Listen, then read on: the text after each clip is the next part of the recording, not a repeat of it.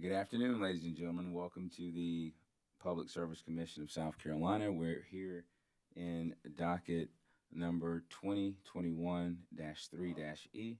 Let's take roll.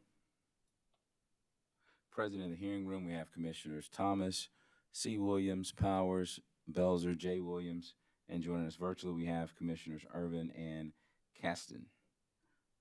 Before we recessed, we were preparing to call witness Sykes.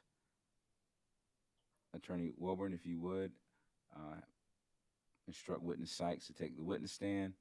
And witness Sykes, if you would, please pause to be sworn in by the court reporter. Yes, Mr. Chairman, the company would call Mr. Brian Sykes to the stand.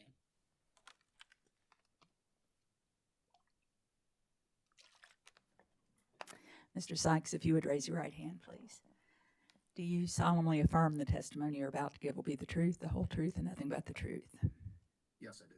Thank you very much. Ms. Sweet. Mr. Sykes, would you please state your name for the record? My name is Brian L. Sykes. And by whom are you employed and in what capacity? I am employed by Duke Energy Carolinas as a rates manager in the Rates and Regulatory Strategy Department. Thank you. And did you prepare or cause to be prepared 17 pages of pre-filed direct testimony in this proceeding? Yes, I did. If I asked you the same questions that were contained within your pre-filed direct testimony this afternoon, would your answers be the same? Yes, they would.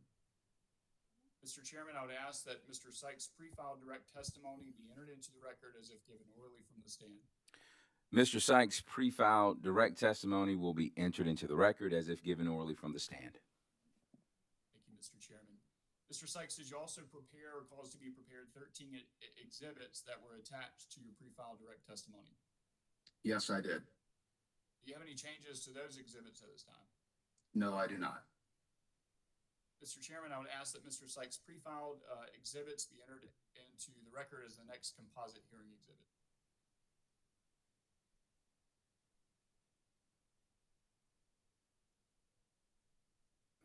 Okay, so you want 1 through 7.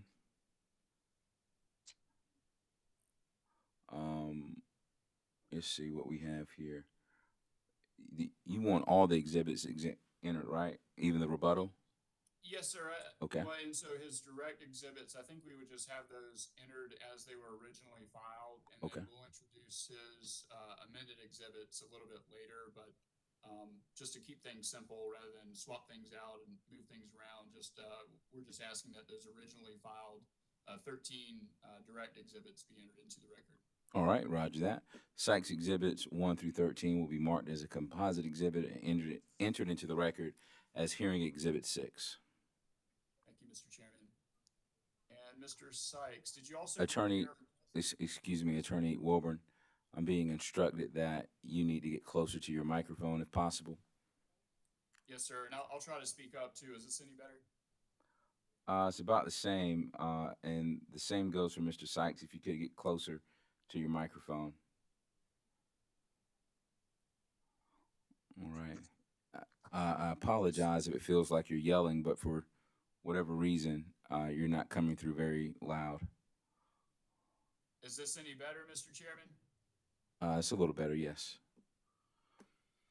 I am yelling. Hopefully people in my hallway don't complain too much. Blame it on me. Just send them my way. Yes, sir. All right, Mr. Sykes, did you prepare or cause to be prepared 6 pages of supplemental direct testimony that were pre-filed with the commission in this proceeding? Yes, I did. And if I asked you the same questions that were contained within your pre-filed supplemental direct testimony, would your answers be the same? Yes, they would. Mr. Chairman, I would ask that Mr. Sykes' pre-filed supplemental direct testimony be entered into the record as if given orally from the stand. Mr. Sykes' pre-filed supplemental testimony, pre-filed direct supplemental testimony be entered into the record as if given orally from the stand. Thank you. Mr. Sykes, did you also prepare or cause to be prepared 8 amended exhibits that were attached to your pre-filed supplemental direct testimony? Yes, I did. And do you have any changes to those exhibits at this time? No, I do not. Mr. Chairman, I would ask that Mr. Sykes' pre-filed amended exhibits be entered into the record as the next composite hearing exhibit. Mr. Sykes pre-filed amended exhibits, Exhibit 1 through 7, and Exhibit 12 will be marked as a composite exhibit and entered into the record as hearing Exhibit 7. Thank you, Mr. Chairman. And we had discussed going ahead and introducing Mr. Sykes' rebuttal testimony, so we'll do that now. Mr. Sykes, did you also prepare or cause to be prepared 3 pages of rebuttal testimony that were pre-filed with the commission in this proceeding? Yes, I did. And if I asked you the same questions that were contained within your pre-filed rebuttal testimony, would your answers be the same? Yes, they would. Thank you, Mr. Chairman. I would ask that Mr. Sykes' pre-filed rebuttal testimony be entered into the record as if given orally from the stand. Mr. Sykes' pre-filed rebuttal testimony will be entered into the record as if given orally from the stand. Thank you. And Mr. Sykes, did you also prepare or cause to be prepared 1 rebuttal exhibit that was attached to your pre-filed rebuttal testimony? Yes, I did. And do you have any changes to that exhibit at this time? No, I do not. Finally, Mr. Chairman, I would ask that Mr. Sykes' pre-filed rebuttal exhibit be entered into the record as the next hearing exhibit. Sykes' rebuttal Exhibit 12 will be marked and entered into the record as hearing Exhibit 8. Thank you, Mr. Chairman. Mr. Sykes, if you would, please provide a summary of your pre-filed testimony at this time. Yes. Good afternoon, Chairman Williams and members of the commission. The purpose of my testimony is to provide DEC's actual costs related to fuel, capacity, environmental, and its distributed energy resource program, also known as DERP, cost data for June 1st, 2020 through May 31st, 2021. The projected fuel, capacity-related costs, environmental, and DERP cost information for June 1st, 2021 through September 30th, 2021, and DEC's proposed fuel factors by customer class for October 1st, 2021 through September 30th, 2022. My direct testimony was based on forecasted fuel costs that were performed in April of 2021 and were not available at the time of my direct testimony filing. I will first summarize the recommendations made in my direct testimony based on the April 2021 fuels forecast, and then we'll provide the recommendations I made based on the updated July 2021 fuels forecast. DEC's recommended total base fuel rate for the billing period under the April 2021 fuels forecast is 1.6375 cents per kWh.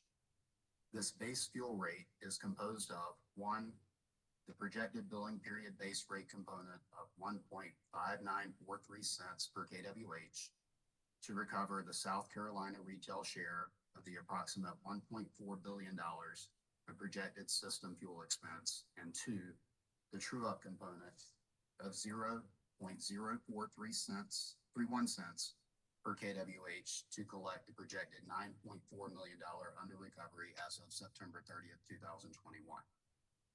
Environmental, capacity-related costs, and DERP-avoided costs are allocated to residential, general service, and industrial rate classes based upon the firm coincident peak demand.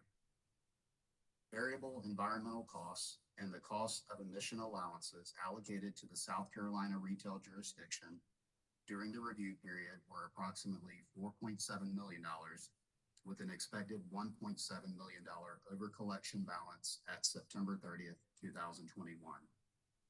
Under the April fuels forecast, South Carolina's retail portion forecasted cost for the billing period was approximately $3.5 million. The environmental cost components are 0.0117 cents per kWh for residential, 0.0087 cents per kWh for general service, and 0.0053 cents per kWh for industrial. Capacity-related costs under the April fuels forecast that were allocated to the South Carolina retail jurisdiction during the review period were approximately $18.9 million, with an expected under-recovery balance of approximately $3.2 million at September 30th, 2021. South Carolina's retail portion forecasted for the billing period is $18.3 million. The capacity-related cost components are 0.1349 cents per kWh for residential, $0.1015 per kWh for general service, and $0.0689 per kWh for industrial. The expected dirt avoided cost over collection balance at September 30th, 2021 is approximately $176,000.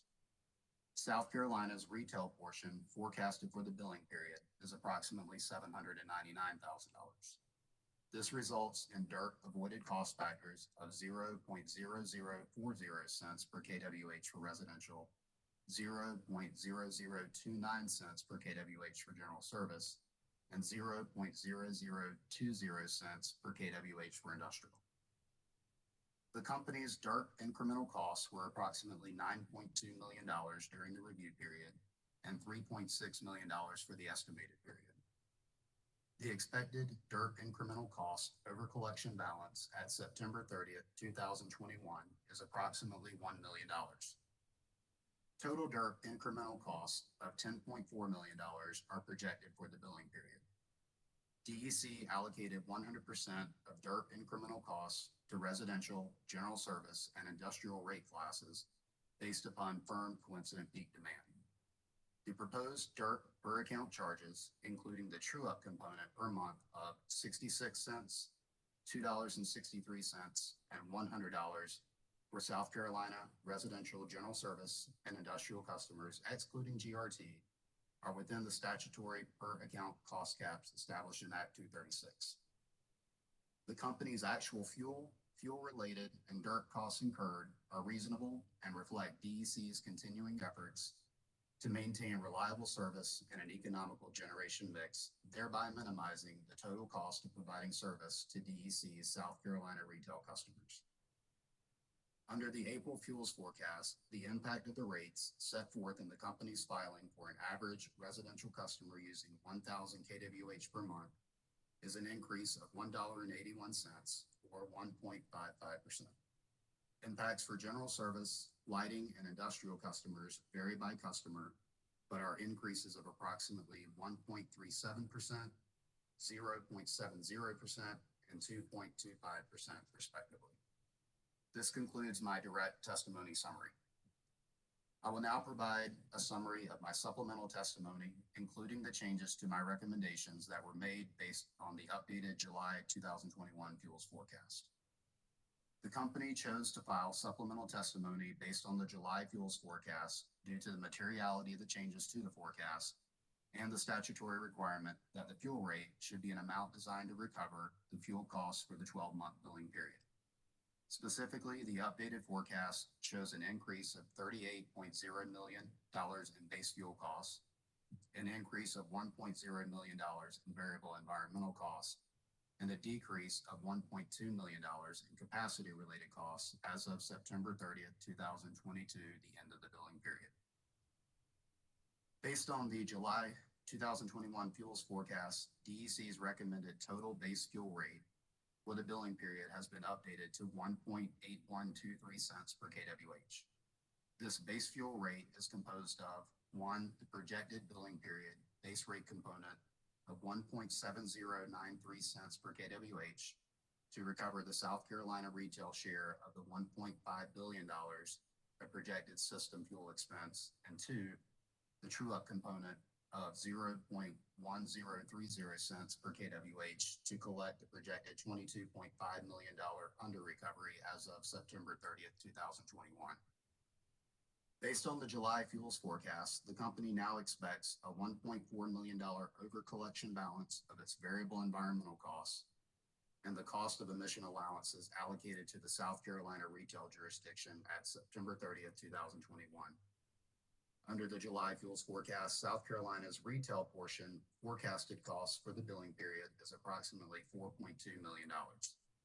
The environmental cost components under the July fuel forecast are 0.0180 cents per kWh for residential, 0.0136 cents per kWh for general service, and 0.0085 cents per kWh for industrial. South Carolina's retail portion forecasted for capacity-related costs during the billing period was updated to $17.1 million under the July fuels forecast. The capacity-related cost components were updated to 0.1264 cents per kWh for residential, 0.0967 cents per kWh for general service, and 0.0653 cents per kWh for industrial. Based on the July fuels forecast, the impact of the rates set forth in the company's filing for an average residential customer using 1,000 kWh per month is an increase of $3.55 or 3.0%. Impacts for general service, lighting, and industrial customers vary by customer, but are increases of approximately 3.4%, 1.7%, and 5.5% respectively. This concludes my supplemental direct testimony summary. And the purpose of my rebuttal testimony is to respond to ORS witness Brasino's direct testimony related to the estimated cumulative DERP avoided costs over recovery balance through September 2021. As witness Brasino will testify, the DERP avoided costs contained a formula error resulting in the over recovery balance being overstated by $2,325. I agree with witness Brasino's assertion and filed an updated Exhibit 12 to reflect the proposed adjustment. The correction does not change the DERP avoided cost component of the overall fuel factor. This concludes my rebuttal testimony summary. Thank you, Mr. Sykes, and thank you to the Commission and Chairman for your patience. I would turn Mr. Sykes over now to answer any questions of council or the Commission. South Carolina Energy Users Committee. Yes, sir, Mr. Chairman, thank you. Mr. Sykes, in your July testimony in this docket, Duke proposed a rate increase to the industrial customer class of 2.25%. Is that correct? Yes, that is correct. And Duke proposed a rate increase to the residential customer class of 1.55%, correct? That is correct. Now, sometime very shortly after you filed your July 30 testimony in this docket, you realized that you had underestimated about a $38 million fuel cost that you would forecast for the period October 2021 through September 2022, correct? Well, I would say that, we typically perform quarterly fuels forecasts, and from the period that used the April fuel forecast to the July fuels forecast, the company's forecast reacted to changing commodity prices, which effectively drove a $38 million increase in South Carolina retail share of those costs. Excellent. Thank you so much. And between July 30 and August 18, the rate increase that Duke seeks for industrial customers doubled to 5.5%. Is that correct? That is correct. And similarly, the rate increase for residential customers all but doubled to 3.0%, correct? That is correct. Now, you and I can agree, for the purpose of this docket, that relying on an April 2021 forecast to prepare a testimony due July 30 for your fuel case is not prudent. Can we agree to that? I'm not sure I would say it's not prudent. Again, the company quarterly prepares a fuels forecast, and the forecast that I had available to me at the time of my direct filing was based on information from April. Well, now, Mr. Sykes, I'm not trying to make this at all personal. I'm not suggesting that you were imprudent, but in light of that, would you agree that using an April 2021 fuel forecast for July 30 pre-file testimony filing was imprudent? Again, I'm not sure, respectively, I'm not sure I would agree with that. The company routinely performs a quarterly forecast, and we have since approximately 2013. Now, anytime we prepare a fuels forecast, fuel costs are going to change, whether they increase or decrease. But at the end of the day, we typically don't see a significant increase from one fuels forecast to another. unlike we did in this situation, but again, that was a result of increasing natural gas and commodity prices from April to July. Well, you and I can agree that fuel prices fluctuate, can't we? We can. Fuel is a highly volatile commodity. And likewise, we can agree that highly volatile commodities can fluctuate wildly, can't we? I would agree with that assertion. All right, and so again, I ask you, was it prudent for Duke Energy Carolinas to rely on an April 2021 forecast to submit its pre-file testimony to this commission on July 30th? Mr. Chairman, I object. That question's been asked and answered twice already. Attorney Elliott, response? Excuse me, beg pardon? Do you have a response to Attorney Wilburn's objection, Attorney Elliott? Yes, sir. The question predicate changed, and I was relying on the concession that the witness made to the fact that wildly fluctuating fuel costs render it imprudent to use a 4-month-old forecast to prepare pre-file testimony in a docket. And I thought the question changed substantially from the previous question. I agree. Please continue. Objection overruled. Can you repeat your question, please? Sure. Given the fact that we both agree that highly volatile fuel prices can fluctuate wildly, would render a use of a April 2021 fuel forecast for the preparation and filing of a July 30 pre-file testimony. So again, I can only use the forecast that I have available to me at the time. Again, subsequent to my direct filing, the next fuel forecast became available. Now, it is a fairly complex process and time-consuming process to develop a fuels forecast as well as prepare an annual fuel filing. So given the time constraints that we are under, there is no way I could have used anything other than an April fuels forecast for the direct filing. Thank you for that. And there was a July fuel forecast that allowed you to revise your testimony very quickly by August 18th, correct? Correct. And for the record, when was the July fuel forecast completed? I believe I received that the week following the direct filing. All right, sir. And would you agree with me that had you had a completed forecast by June 30 of 2021, that it would have given you better numbers for your testimony? Can you agree with me to that? I will agree with if I had a forecast available at June 30th that I could have completed the direct filing using a June 30th forecast. All right. And I seem to recall from the testimony of your associate that these fuel forecasts involve the compilation and analysis of information that Duke would have in-house, correct? I would say it's a combination of in-house information as well as information from third parties.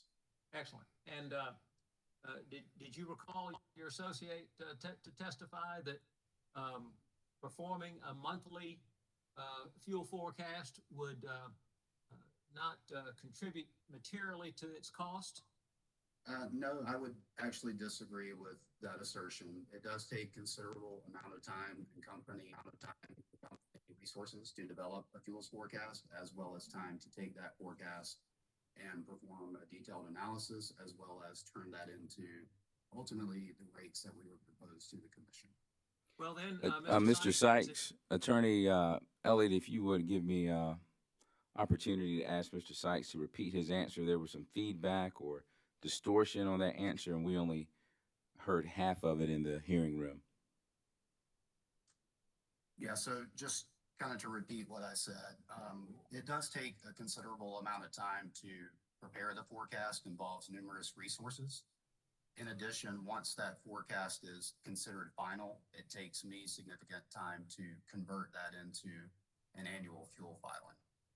So I would ultimately disagree and say there is a cost associated with a proposal to develop a monthly fuels forecast. And Mr. Sykes, would you, is it your testimony that it is cheaper for you and your associate to prepare and file direct testimony and to file supplemental testimony than to prepare a fuel forecast that would give you accurate information in the first instance? Well, again, I believe the monthly fuels forecast, if we're talking about doing this 12 months out of the year, there is going to be a significant labor increase associated with that versus making a supplemental filing. All right, sir. And can you tell me what steps Duke Energy Carolinas is prepared to take to ensure that your testimony is accurate in the first instance in your 2022 fuel filing?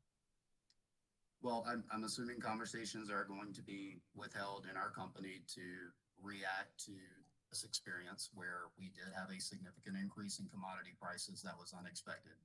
As I stated earlier, that should not always be the case. Our fuel costs from one forecast to the next should be not as significant as they have been in this case. And we will take this as a lesson learned, and we will regroup internally and discuss it to make sure we have a process in place to hopefully prevent a similar situation in the future.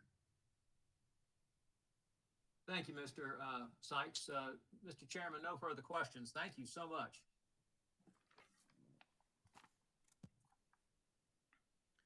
South Carolina Coastal Conservation League, Southern Alliance for Clean Energy. Thank you, Mr. Chairman. No questions for Mr. Sykes. Office of Regulatory Staff. Thank you, Mr. Chairman. We have no questions for Mr. Sykes. Fellow Commissioners, questions for Mr. Sykes. Mr. Chairman, Commissioner Thomas. thank you. Good afternoon, Mr. Sykes. Good afternoon. I just wanted to talk with you for a minute. In your testimony, you talk about the company's purchases from PURPA qualifying facilities. And I assume you're aware since January the 1st, the company's been making purchases from the Cherokee Cogen facility at temporary rates that are subject to true up. So I wanted to just ask, for one thing, are any of those costs included in this proceeding? There are no costs associated with Cherokee included in this proceeding from a purchase power perspective. Okay, thank you. That's all I wanted to know. Commissioner Caston. Afternoon, Mr. Sykes. Good afternoon.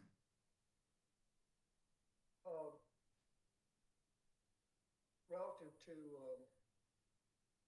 Attorney Elliott's question on the, I guess, monthly forecast, you said that there was definitely a cost involved with developing those monthly forecasts, correct? Yes, there would be. Do you know if those monthly costs, at least in this case, would have exceeded the overage cost? So I will say, again, developing a forecast on a monthly basis is going to take a whole new set of resources that we do not have in place today. The resources that we have in place today, based on the new fuels forecast, we're able to adequately turn the new fuel forecast around to make a supplemental filing, 18 days or so later than the original direct filing. So we felt it was in the best interest to make the supplemental filing so that customers know what the fuel costs are that the company expects to incur and can be billed an appropriate rate during the billing period. So it was a little bit easier step to turn this fuels forecast around than something that might be a little more structured on a monthly basis on a go-forward basis. All right, right, if I understood you correctly, Duke will have internal conversations to look at, I guess, what to do going forward. Correct? Yes, we will have internal conversations, following this proceeding to make sure we have a good timeline, hopefully to avoid this type of issue in the future.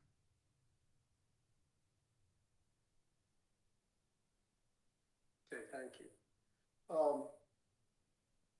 Does Duke expect Hurricane Ida to have an effect on natural gas prices, and whether this would be short-lived or maybe longer term? So I'm afraid I'm not able to answer that question necessarily. I'm not in the fuels group. I'm in the rates group. So probably would be a better question for one of the other witnesses. Good enough. All right. Thank you so much, Mr. Sutton. Thank you. Chairman Williams.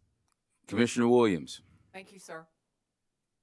Good afternoon, Mr. Sykes. Hey, good afternoon.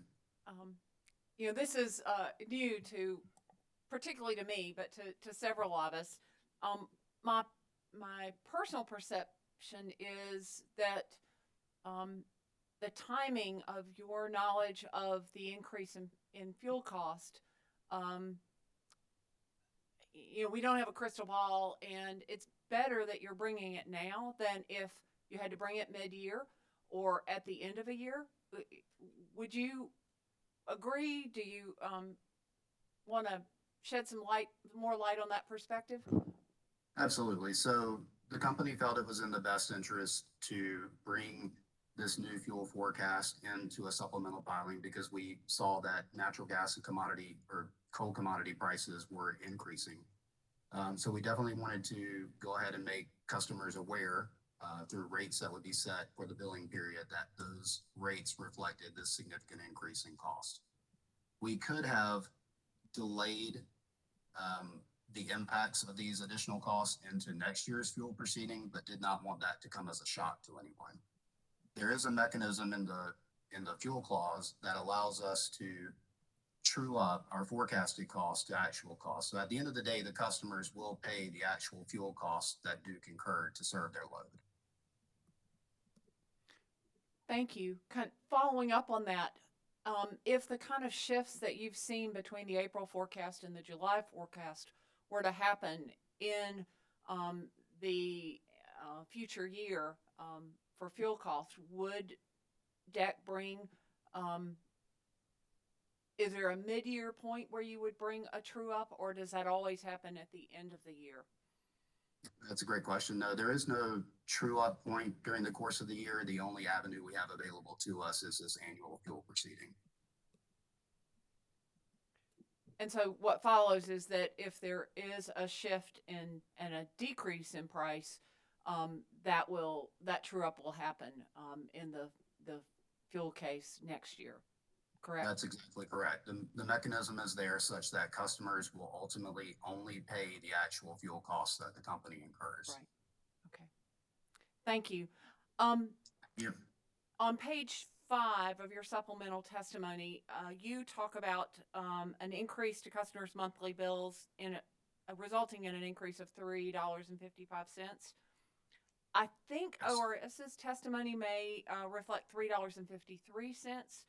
Do you know which amount is correct? Have you looked at that?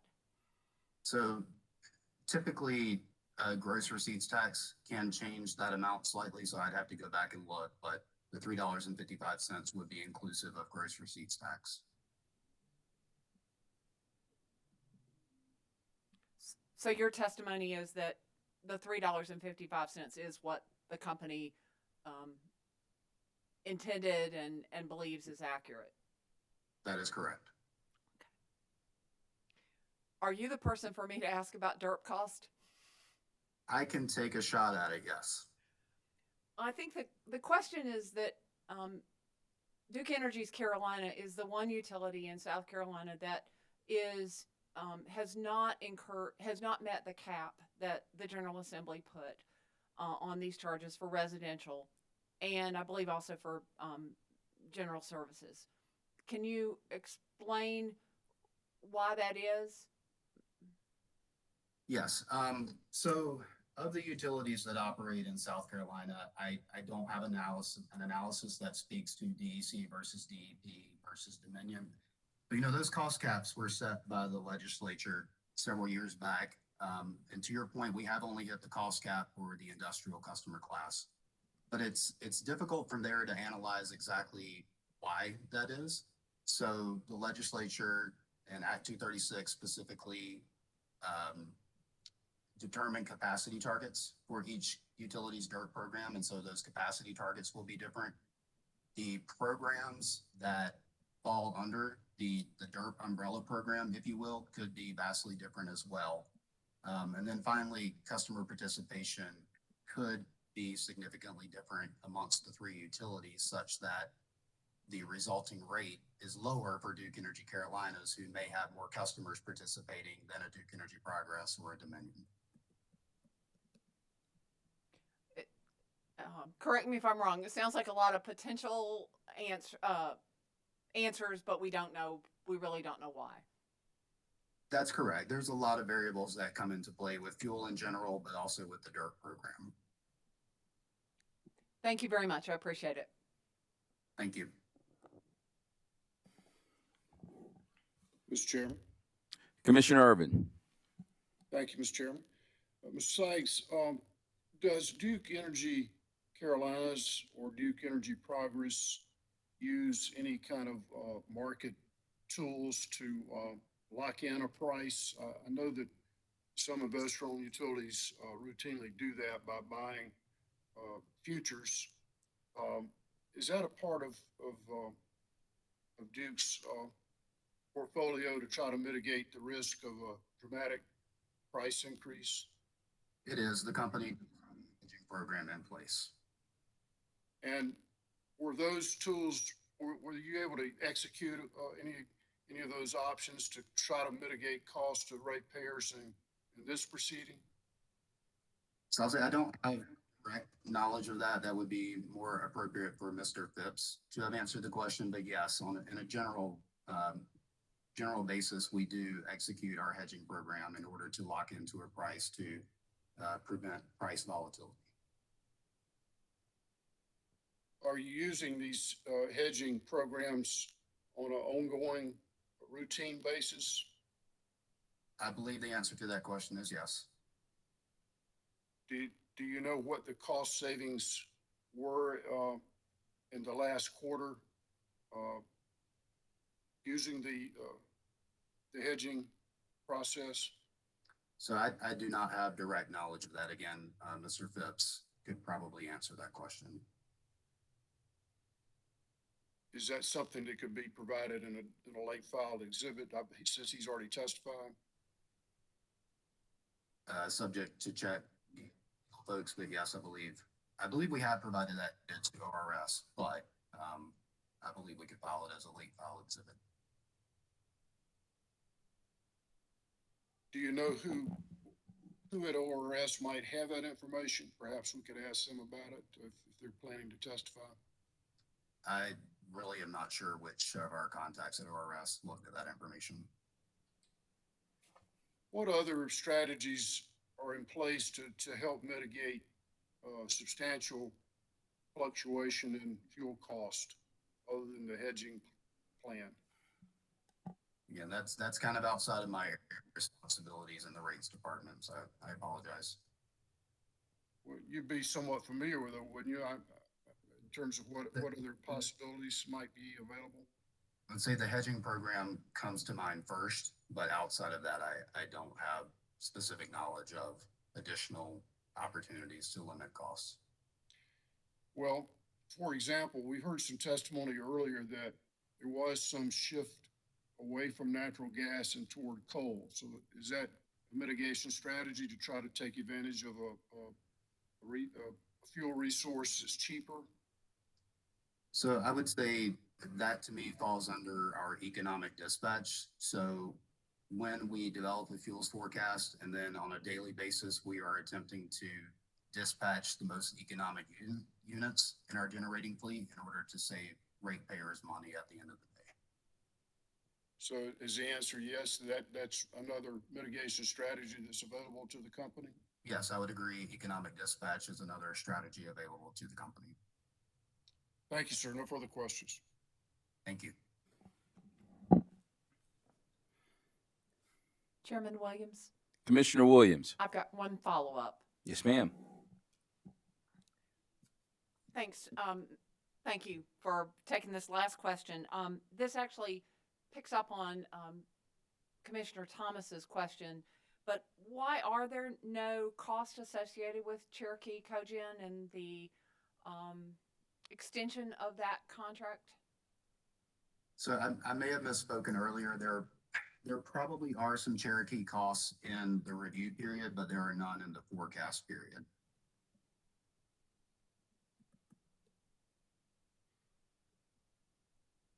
Okay.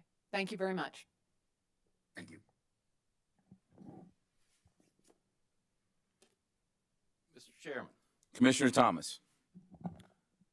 Thank you. So then that brings me back to a follow-up question with the Cherokee Cogen. So given that those costs have been recorded, I would assume then that they are being recorded in a manner that they can be isolated and trued up. Is that correct? Yes, any component of the fuel factor, we have the ability to track and true that up to the actual fuel costs that deviated from the forecasted fuel costs. And I would also assume that perhaps some of the power that's acquired from Cherokee Cogen goes to North Carolina and some goes to South Carolina. Would you know the answer to that? Yes, typically those purchases of power will be allocated amongst all the jurisdictions that Duke Energy Carolinas operates in. And also then the specific amount that relates back to South Carolina can be isolated to be correctly trued up. Would that be correct? That is a correct statement, yes. Okay, thank you. That's all I had. Thank you. All right. If there are no further questions for this witness, we will move to redirect. I don't have any redirect, Mr. Chairman. Okay. All right, Mr. Sykes, you may step down from the witness stand. As we've been doing, Mr. Chairman, I would ask that Mr. Sykes be excused, please. Mr. Sykes is excused unless there's an objection. I don't think there is one. Is there an objection? Hearing none, Mr. Sykes, you are excused. All right, so this morning the applicant asked if the last witness could testify after South Carolina Coastal Conservation League and Southern Alliance for Clean Energy presented their witness. Is my understanding correct? Yes, Mr. Chairman, and the request was general in nature, so if it makes more sense to present Mr. Suez's rebuttal testimony following the presentation of ORS's direct testimony. In other words, if we were to present that testimony in the rebuttal phase of this hearing, that would be fine too. But I think either way would suit us. Okay. That's fine with me. It's your request. Just want to make sure that is heard. Yes, Mr. Chairman, if you're asking for clarification of our request, it would be that we present Mr. Suez's rebuttal testimony following the presentation of Sason CCL's testimony and ORS's direct testimony. All right. South Carolina Coastal Conservation League, Southern Alliance for Clean Energy, are you ready to present your witness? Yes, Mr. Chairman, this is Kate Mixon. South Carolina Coastal Conservation League and Southern Alliance for Clean Energy. Call Debbie Glick to the stand. All right. Ms. Glick, if you would please take the witness stand. All right. Our court reporter is going to swear you in. Do you solemnly affirm the testimony you're about to give will be the truth, the whole truth, and nothing but the truth? I do, yes. Thank you. Great. Thank you. Ms. Glick, could you please state your name for the record? My name is Debbie Glick. And by whom are you employed and in what capacity? I am a principal associate at Synapse Energy Economics. Thank you. And Ms. Glick, how long have you worked in the fields of unit commitment practices, plant economics, and utility resource planning? I have more than 9 years of professional experience in this field. And could you please describe your educational background? Yeah, I have a bachelor's in environmental studies with a focus in policy from Middlebury College. And I have a master's in environmental studies, science, and a master's in public policy, both from the University of Michigan in Ann Arbor. Thank you. And do you have any publications or research related to the areas of expertise discussed in your testimony? Yes, I have published numerous reports on these issues. They're all listed on my resume.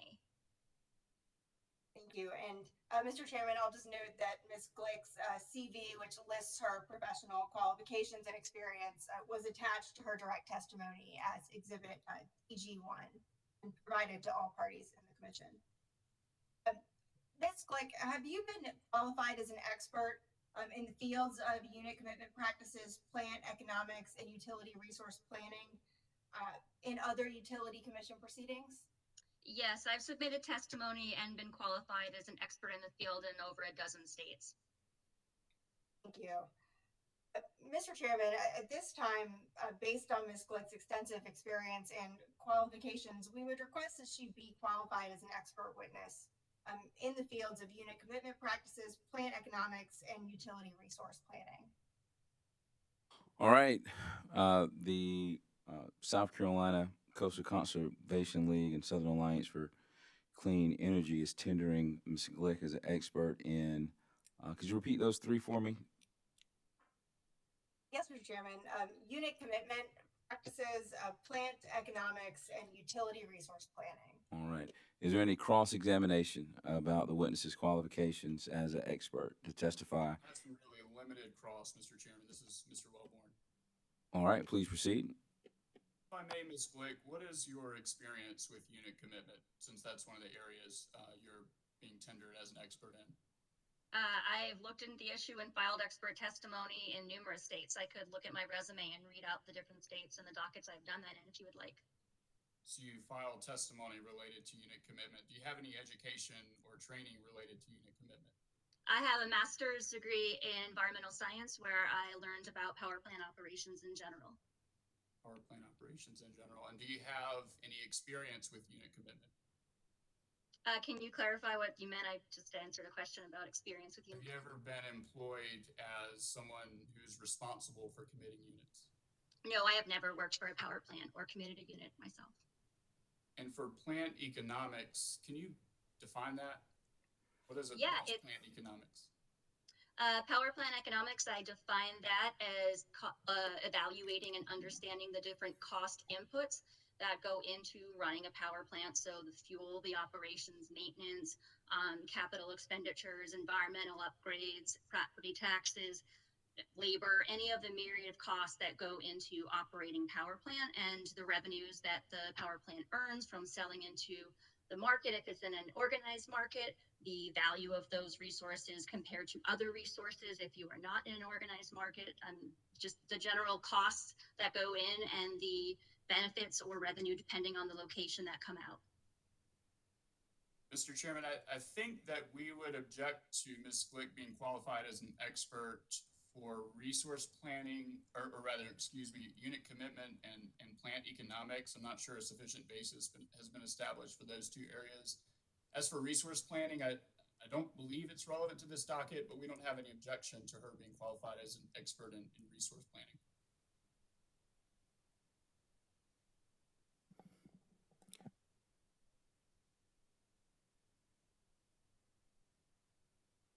Sorry. Yep. I think you're on mute, Mr. Chairman. No, you're fine. So your objection is to resource planning. I'm sorry, Mr. Chair. My objection is to qualifying Ms. Glick as to unit commitment, and plant economics. I'm not sure that a sufficient basis has been established for those issues. Unit commitment, plant economics.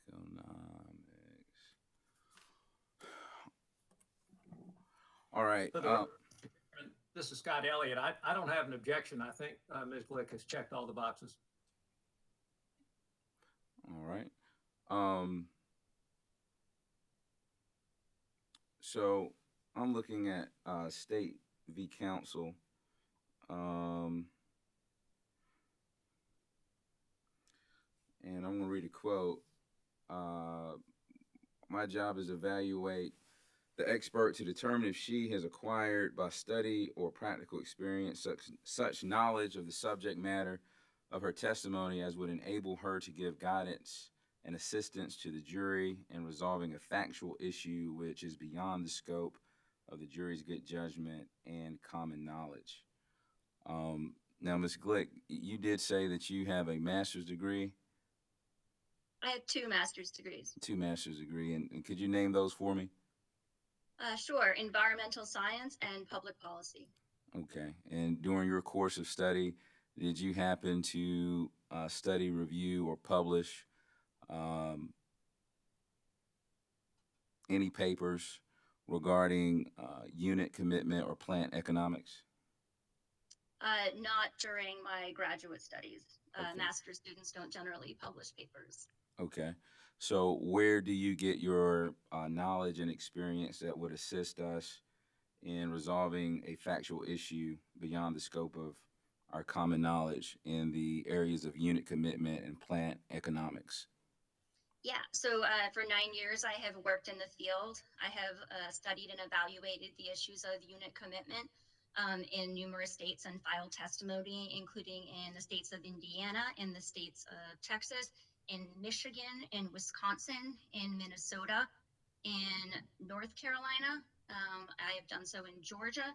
I have done so looking at hourly detailed data on how the plant is operated. I have talked to the plant operators in the course of some of these hearings and dockets. I've flown out even to the utility sites when the utilities did not want to just hand over their data. I have copied down from computer screens manually thousands of pieces of data on the cost to operate a unit. So I have, in the course of my 9 years as an expert, I have looked at this data, I have written testimony, I have studied it extensively. Okay. Attorney Warburton, I appreciate your objection, but I think Ms. Glick has the knowledge, experience, and academic training to serve as to be qualified, as an expert in resource planning, unit commitment, and plant economics. Your objection is overruled. Thank you. Thank you, Commissioner. Thank you, Mr. Chairman. Starting with your direct testimony, Ms. Glick, did you cause to be pre-filed in this docket on September 1st, 2021, a direct testimony consisting of 40 pages? Yes. And certain pages of your direct testimony contained information that was designated as confidential by the company. Is that correct? Yes. So recall that there was both a confidential and a public version of your direct testimony, with the confidential version filed under seal with the commission? Yes. Do you have any changes or corrections to your pre-filed direct testimony at this time? Yes, I have just 2 small corrections to page 9. First, on line 12, the words approximately half should be replaced with over 1/3. And second, on line 20, the words less than half should be replaced with only 63% of. Ms. Glick, other than those corrections, if the questions put to you in your testimony were asked of you at the hearing today, would your answers be the same? Yes, they would. Thank you. And Mr. Chairman, I'll just note that we will file a corrected page 9 of Ms. Glick's direct testimony later today, and that page does not have any confidential information. So at this time, Mr. Chairman, I would move to have Ms. Glick's pre-filed direct testimony as corrected from the stand entered into the record as if given orally from the stand. I would also request that the confidential version of Ms. Glick's direct testimony remain under seal. All right, Ms. Glick's pre-filed corrected testimony will be entered into the record as if given orally from the stand, with the confidential portions thereof remaining under seal. Thank you, Mr. Chairman. Ms. Glick, did you also attach to your direct testimony one non-confidential exhibit identified as Exhibit DG1? Yes, I did. And was the exhibit to your direct testimony prepared by you or under your direction? Yes. Mr. Chairman, I would also move to have Exhibit DG1 as attached to Ms. Glick's pre-filed direct testimony entered into the record as the next hearing exhibit. All right, Exhibit DG1 will be marked and entered into the record as hearing exhibit number 9. Okay, thank you, Mr. Chairman. Ms. Glick, did you also cause to be pre-filed in this docket on September 10th, 2021, surrebuttal testimony consisting of 10 pages? Yes. Do you have any changes or corrections to your surrebuttal testimony at this time? No, I don't. So if the questions put to you in your testimony were asked of you at the hearing today, would your answers be the same? Yes, they would. Mr. Chairman, I would move to have Ms. Glick's pre-filed surrebuttal testimony entered into the record as though given orally from the stand.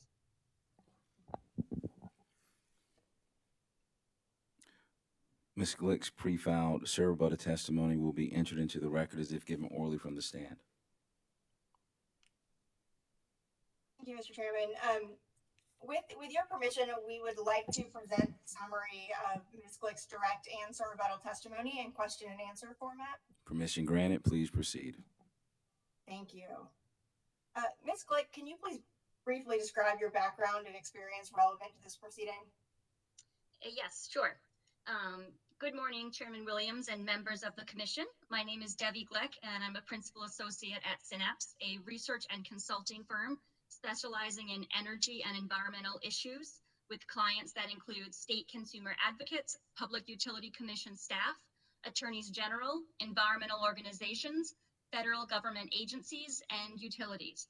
At Synapse, I conduct economic analysis, write publications, and submit expert testimony on unit commitment practices, plant economics, utility resource needs, and solar valuation before state utility regulators. In the course of my work, I develop in-house electricity system models and perform analysis using industry standard electricity system models. Ms. Glick, what issues did you address in your direct testimony?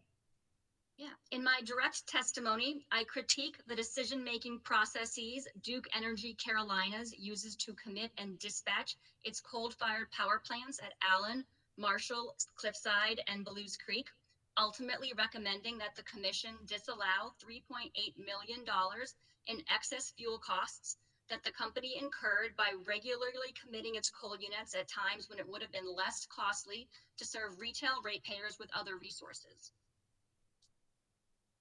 Background, could you please describe what you mean when you discuss unit commitment in dispatch decisions? Sure. The term commitment refers to the company's decision to turn on, keep on, or turn off a coal-fired power plant, while the term dispatch refers to the company's decision to turn up or down a unit between its minimum and maximum levels. In the past, utilities operated their coal-fired power plants as baseload resources without having to think about if the plant should be turned on or off. But in recent years, low gas prices and nearly zero variable cost renewables have pushed coal generation to become marginal and uncompetitive during many hours of the year. Failing to adequately reflect this fact in its fleet operation has caused DEC to run coal plants when it is not economic to do so, saddling ratepayers with excess avoidable fuel costs. Could you please describe the process of unit commitment? Yeah, the process of unit commitment requires an operator to look forward to determine if a unit is likely to operate economically over the next few days, with the goal of operating the system economically and generally ensuring customers are served by the lowest cost resources while maintaining reliability. In a non-centralized market, as is the case with DEC, utilities generally rely on internal processes that project the marginal production cost to operate each unit in order to make this determination. Ideally, resources are then committed based on marginal cost, with the lowest cost resources coming online first and progressively more expensive units being turned on until system load is met. The last unit needed to meet system load sets the system marginal cost, called the system lambda. When a unit is committed economically, the operator has decided to, committed uneconomically, the operator has decided to operate that unit even though its marginal cost of production are projected to be higher than the system lambda. When a utility operates a unit without regard for the unit's marginal cost, the unit is said to be committed out of merit order. This is generally done by applying a must-run status to the unit and thereby forcing that unit to operate regardless of if the unit's operating economically. Ratepayers will incur the fuel and variable costs to operate uneconomic units, even if there were lower cost options available to meet system needs. Is it sometimes reasonable to commit a unit out of merit order? Yes, but only in limited circumstances. For example, given the inflexibility of coal units, it can sometimes make sense to leave a unit online for shorter periods of time, even when there are lower cost resources available to provide electricity during a high demand or peak hour. But even in those circumstances, the unit must be projected to be economic across, a multi-day or week period, so across a longer time frame of analysis. Are there other reasons that a utility might operate units uneconomically? Yes, units may also be operated uneconomically when utilities ignore or underrepresent costs in the unit commitment process. First, for inflexible units with long startup and shutdown times, such as coal-fired power plants, utilities regularly force units to stay online in order to avoid unit cycling costs. But this generally results in unnecessary operational costs that can be well in excess of the cycling costs being avoided. This practice is also unnecessary because cycling times and costs can be, and in fact are, incorporated into utilities' multi-day commitment decision-making processes. Additionally, utilities may underrepresent certain costs associated with coal units in the unit commitment and dispatch process by designating the costs as fixed rather than as variable. This practice effectively locks ratepayers into paying a portion of the fuel costs even without any formal approval from the Regulatory Commission. The high fixed costs that become associated with coal in this case include fixed transportation contracts, fixed tonnage requirements, or must-take provisions of fuel contracts. Finally, utilities have an incentive to commit uneconomic units to show that aging units, which are still in their rate base, are still used and useful, despite substantial capital and fixed expenditures required to keep them online.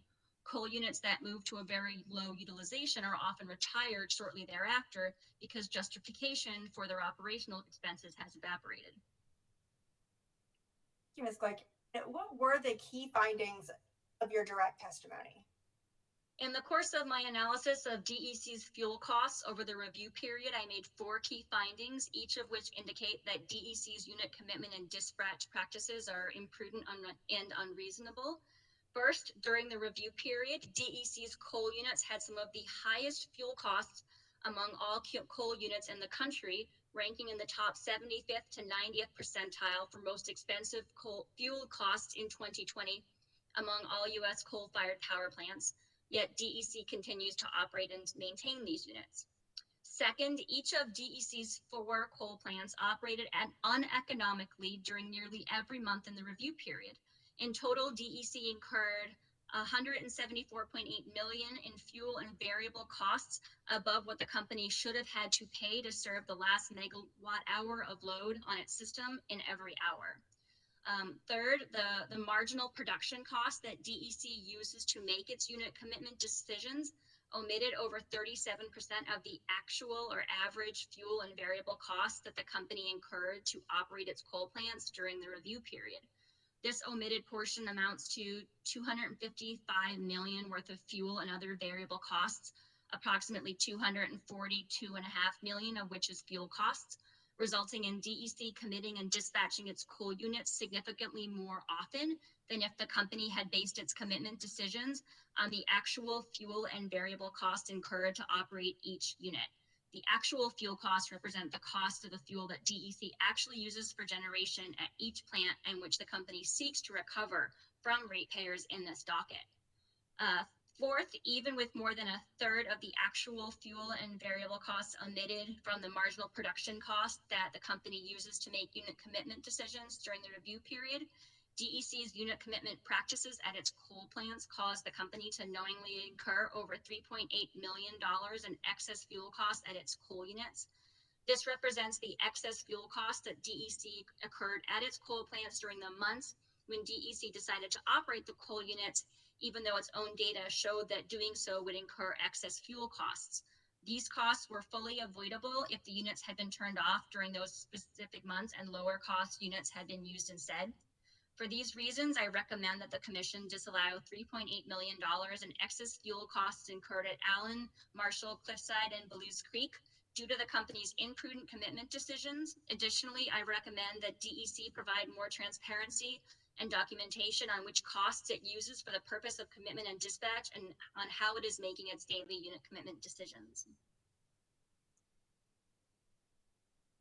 Thank you, Ms. Glick. What was the purpose of your surrebuttal testimony in this proceeding? In my surrebuttal testimony, I address Duke Energy Carolina's witness Suez's critiques of my analysis and reiterate my recommendations for the Commission to allow the $3.8 million in excess costs incurred as a result of the company's uneconomic unit commitment practices. In rebuttal, witness Suez makes numerous claims about why the Commission should ignore my testimony and analysis, which seem to be based on either misinterpretations or misrepresentation of my testimony and my analysis. How do you respond to witness Suez's critiques of your use of System Lambda to evaluate the company's unit commitment decisions? Witness Suez claims that I calculate generator margin based on System Lambda data without regard for customer demand, but this claim is confusing and unclear. System demand is set based on the cost of serving customer demand. Witness Suez also critiques my use of System Lambda as representing the instantaneous system incremental costs, not what the company projected at the time that it made its unit commitment decisions. But DEC's discovery responses did not provide the contemporaneous data that it evaluated at the time it made its unit commitment decisions, despite us requesting it. And in any event, the System Lambda provided is more than sufficient to identify systematic patterns of excess costs incurred by DEC. What is your response to witness Suez's other critiques, excuse me, of your analysis? Witness Suez claims that I omitted costs such as no load costs, startup and shutdown costs from my analysis, but these costs are most relevant to the company's daily unit commitment decisions, so whether it turns a unit on or off on a daily basis, and are not on the same order of magnitude as the excess costs, fuel costs that I identified. My recommendation of a $3.8 million disallowance is based on my showing that turning specific units off over longer periods of time, such as months, would avoid excess costs. Witness Suez also claims that I ignore the need to operate for reliability and operating reserves or unit testing. I do in fact address these issues in my testimony, but more significantly, this response misunderstands my recommendation. So first, while it is reasonable for DEC to incur losses for unique unit testing or reliability events, these events do not account for patterns of sustained losses that I observed at DEC. Second, I never suggest that the company turn off all 6,934 megawatts of its coal generation or compromise reliability in any way.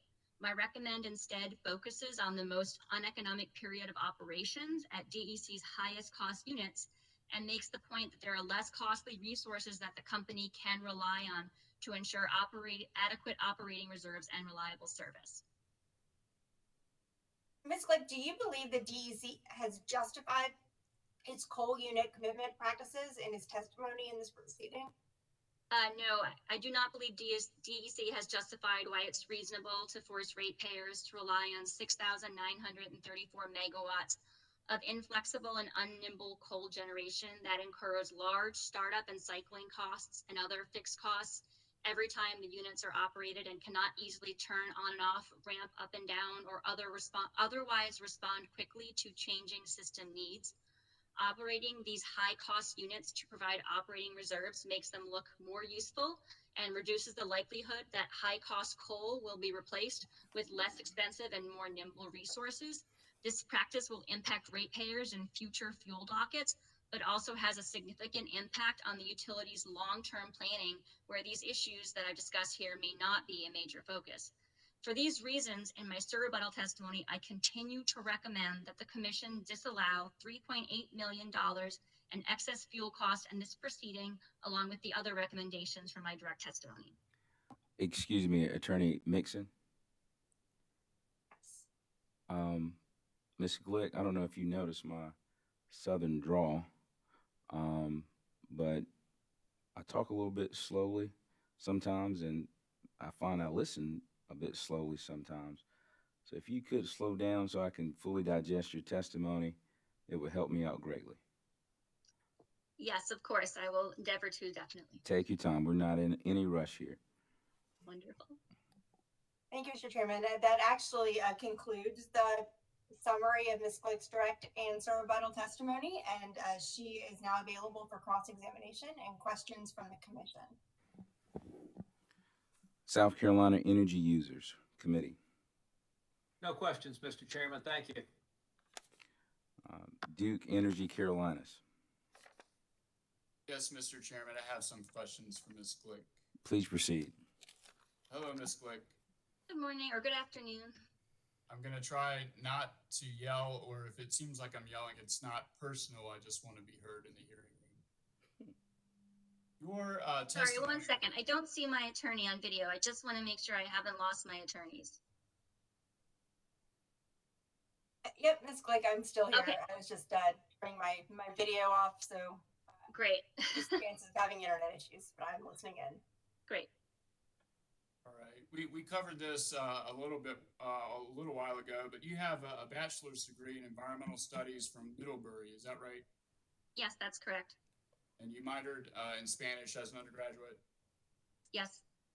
And you obtained a master's degree in public policy and environmental science. Is that correct? Yes. And I did look at your CV before today's hearing, and a lot of it seemed to me, and correct me if this is wrong, but some of the papers that you've written or co-authored address the issue of decarbonization. Is that right? Some of them have. So there was an emission reductions in Morocco paper. There's a decarbonization in California paper. Do those sound familiar to you? Yes, those are all in my resume. Would you say that you are for or against using coal as a generating fuel resource? So based on my professional opinion, looking at the economic costs, the environmental costs, I do not feel that it is a low cost and resource, and I don't think it's prudent to rely on it. So I am against it based on my expert opinion. So when you say environmental cost, is that another word for the cost of emissions, for example? It covers a whole manner of things. Some of that includes the cost of emissions. Some of the costs are directly included in dockets such as this. Others are not. Let's say that your home, I assume you have electric service at your home. I do. Let's say that all else equal, you could choose between the utility providing your electricity via coal or via natural gas. Which would you prefer? Coal or natural gas? I would prefer renewables. If it's a renewable, so a non-carbon resource. Yeah, because in my professional opinion, they are simply more economic and lower environmental impact. Let me ask the question again then. So barring the economics, if your home could be served by coal, natural gas, or renewables, which would you choose? I tend to make decisions based on economics, so I'm not sure why I'm required to answer a question about putting aside a fundamental part of my decision-making process. Just looking at your CV and research that you've Attorney Wilburn. Yes, sir. Ms. Glick, if you would just answer the questions that the attorneys ask you. If you don't know the answer, that's fine. But the way this sort of works, I'm sure you know that the attorneys ask the questions, and the witnesses respond if they can answer them. Thank you, Mr. Chairman. I'll try my question again. So all else equal, economics equal, and I know that's difficult, but economics equal, if you were to be served by coal, natural gas, renewables, which would you serve to be served by? Which would you choose to be served by? Oh, all else equal, definitely the renewables. And would you consider yourself to have a bias against coal? I have, based on my professional opinion, I do not think that the costs of coal, all of the economic and environmental impacts, costs of coal are accurately included in a lot of valuation. So I have a bias against systems that don't properly include the costs that are being imposed on society. So in that way, I do have a bias against coal, sure. So do you have a bias against coal? In my professional opinion, based on understanding the economics that are and are not included in our regulatory system, I do have a bias against it, yes. All right, I'll be satisfied with that. I think we covered this earlier too. You haven't taken any classes related to unit commitment or dispatch, right? Or any training or anything like that? No, I have not taken any classes on the topic specifically.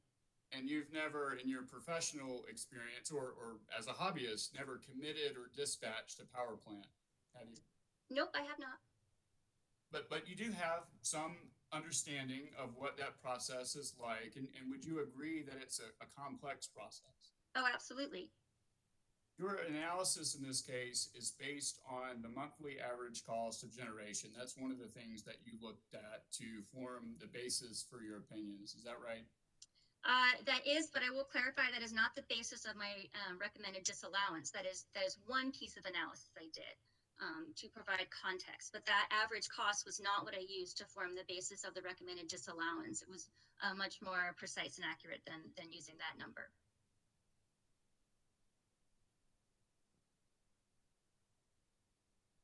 I'm going to quote from your direct testimony. It says, "My recommended disallowance is not based on my analysis of total average cost. It's just the company's fuel expenditures, the marginal fuel cost incurred above what marginal fuel cost should have incurred." Is that right? Yes, so it's based on the marginal costs that the company uses that were provided from the GenTrader system, not the average cost that the company provided. Those are two separate sets of costs. Are you familiar with the term standard deviation? Yes. Okay, did you have any statistics classes as part of your studies? I actually taught statistics. There you go. All right. So the measure, how would you define standard deviation? Standard just deviation. Generally, not a proper definition, but how do you think about it? It's looking at how far results fall from the norm, from what you'd expect to see. And so when you have monthly average figures, there's a lot sort of going on under the surface. Would you agree with that? Yes. And particularly in the context of, and I'm pulling up something else, particularly in the context of unit commitment and the variables that go into unit commitment, you would agree that it's not a straightforward analysis, that there are different moving pieces and parts. Is that an okay high-level summary? Yeah, there are a lot of moving pieces and parts. I think Okay. I discussed quite a few of them in my testimony. Okay. I'm going to try to share my screen real quick, and I've circulated via email a cross exhibit, and my fingers are crossed that this will actually show up on your side. Yes, and Ms. Glick, just note that I did receive this from Duke Council a few minutes ago, and also forwarded this to your email, so you should have a copy. Oh, great. Let me pull it up. If you're having a hard time seeing on screen. Yeah, I can't read on the screen in front of me, so give me a second to open it. Thank you, Ms. Mixon. I forgot to send it to Ms. Glick. I'll give her a minute. Great. Yes, I see this. All right. Attorney Welborn, if you could zoom in on that document. Mr. Chairman, I have a question. Yes, ma'am. Vice Chair Belzer. When cross-examination exhibits are sent around, are they not supposed to deliver hard copies of those to us for use here in the hearing room? Isn't that the procedure? It's my understanding that's the procedure established by the General Counsel. Commissioner Belzer and Mr. Chairman, I'm sorry about that. How about I just not rely on this exhibit? I don't want to cut short your cross-examination, Mr. Welborn, but this was a procedure that was established, and I think people have been getting off of that, and I just am reminding parties of what the procedures were. But I'm not telling you not to use it. Yeah, I appreciate that reminder. I'm still getting in the groove of this virtual hearing stuff, even though it's well on into COVID times. But so, Mr. Chairman, I'll leave it to you if I can share this exhibit or not. Well, my question is this: who was it emailed to here at the commission? Because we don't have the email yet. It was emailed to Ms. Hill, but not that long ago, Commissioner. Okay, it'll come through in a minute. Thank you. All right. Please continue your case. Thank you. And so what I'm showing here on the screen is an excerpt of data provided to SACE and CCL in response to its discovery request. Does that sound right, Ms. Glick? Yes.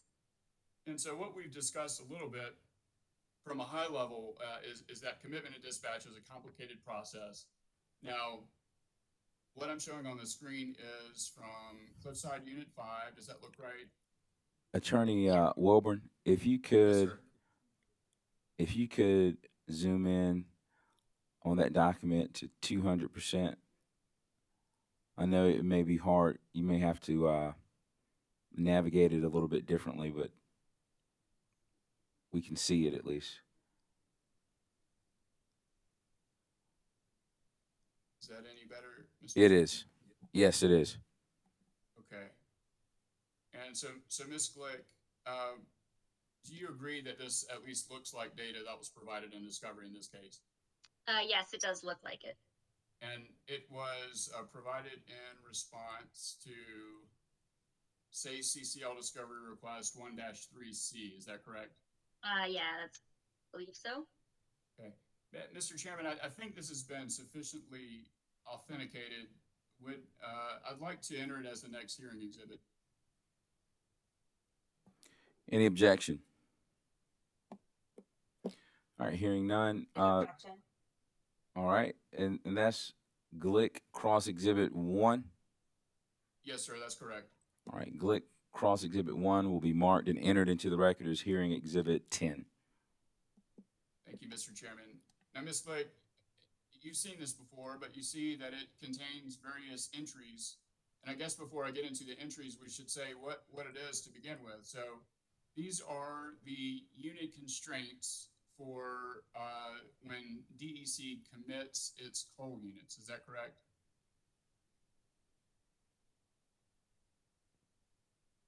Sorry, are you asking me or are you defining it? Yes. Sorry. Yeah. Sorry, that was a question. Oh, I apologize. Yeah, that's what I believe it was labeled as when it was provided. And is your understanding of that label or this data, is it that these are the constraints or parameters that DEC must keep in mind when it comes to committing its coal units? My understanding was this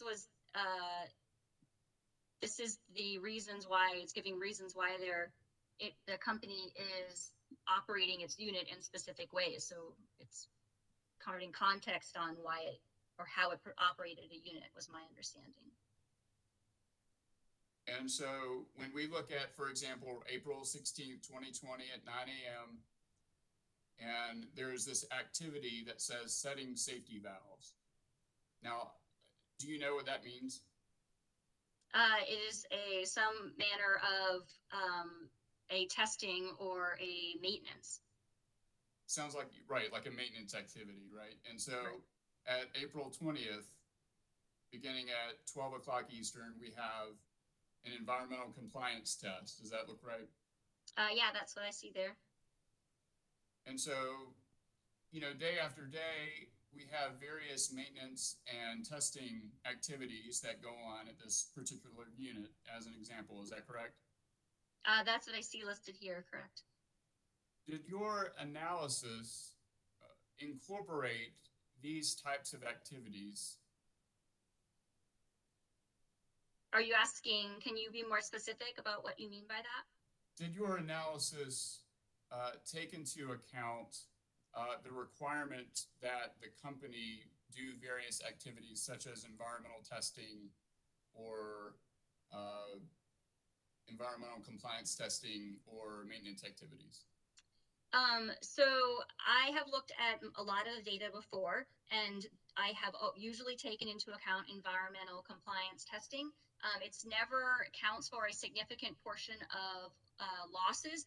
So in this case, I did not actually take out the environmental compliance testing from the data source because my analysis was focused on isolating longer periods of time. So, months of time. I was not looking at individual days, saying, this individual day or this individual week, the unit should not have been on. It was looking at longer periods of time. So your review is a little more high level than would be concerned with the particulars of day-to-day testing, such as shown in the exhibit. So I usually look at day-to-day testing. Duke did not provide to me the contemporaneous documentation that I have received from other utilities that shows the unit cost information that the utility uses at the time it makes its daily commitment decision. So for that reason, I had to keep it a little bit higher level because the company did not provide to me the data that I would have needed and that I have been provided by other utilities in the past to see what the company actually sees on the day, on the morning it's making its unit commitment decisions. Your testimony suggests that the coal units, should not have been committed or that they should have been decommitted. Is that right? Yes, that's correct. Is it your understanding, again, and I think you've been qualified as an expert in plant commitment. So is it your understanding that if you decommit those units, that the company would have to bring other units online? It's possible. It's possible that the company could ramp up other units that are currently online and operating already.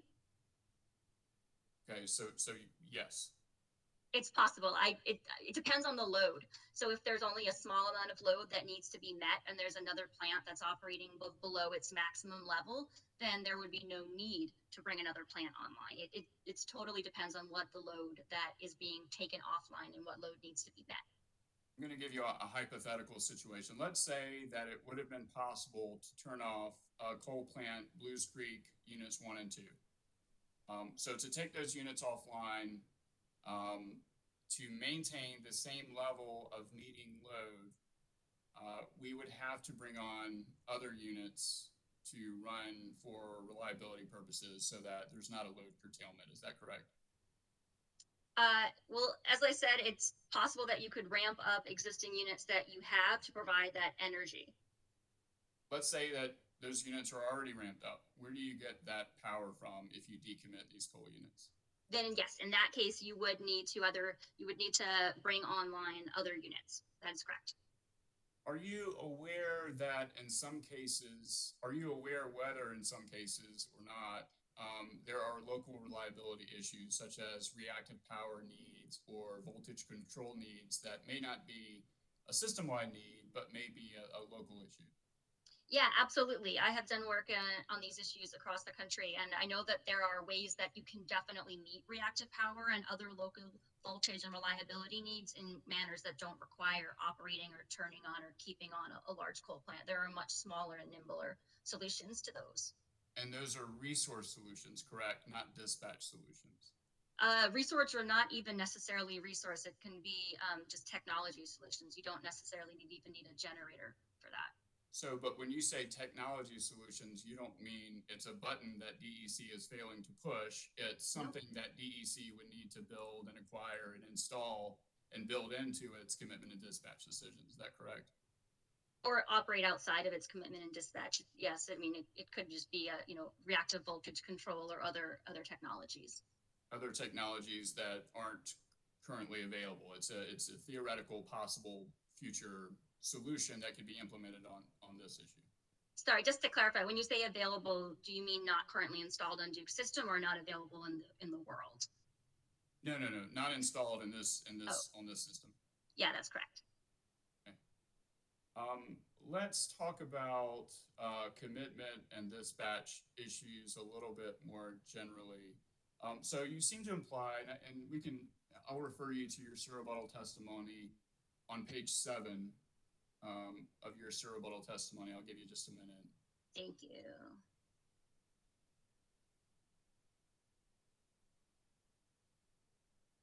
And it's right at the top. Just let me know when you get there. Great. I am here on page 7. So you say the second line, when they are no longer serving the best interests of ratepayers, utilities serve ratepayers and are expected to adjust and adapt, or they're expected to adjust and adapt their processes. Is that right? Yeah, that's correct. And so in discovery, in response to, say, CCL discovery request 1-11, the company provided to you, didn't it, the 16-page confidential manual for how the company economically and reliably dispatches its units. Is that correct? I'd have to look at the discovery really quick. Just give me 1 second.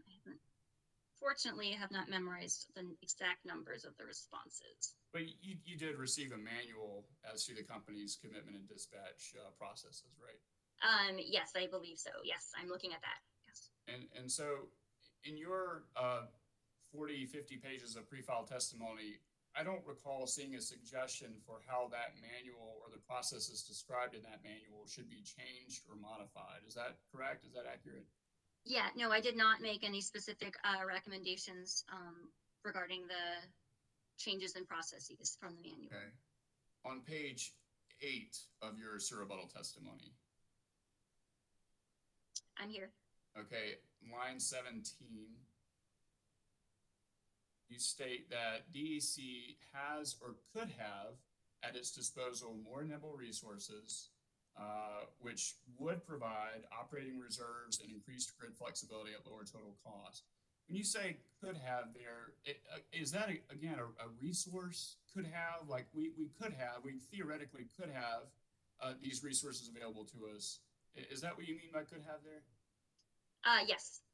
Is it your testimony then that the company should retire its coal units in favor of these could have resources?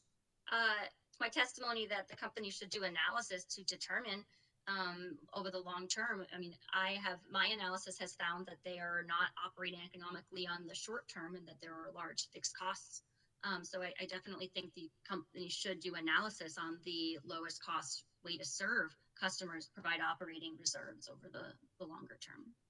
Thank you. And has your client retained you to review the filings in the Integrated Resource Plan docket? No. Okay. Good.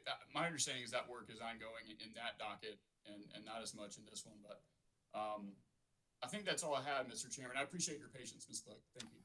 Thank you. Office of Regulatory Staff. Thank you, Mr. Chairman. We have no questions for Ms. Glick. All right, fellow commissioners. Commissioner Caston.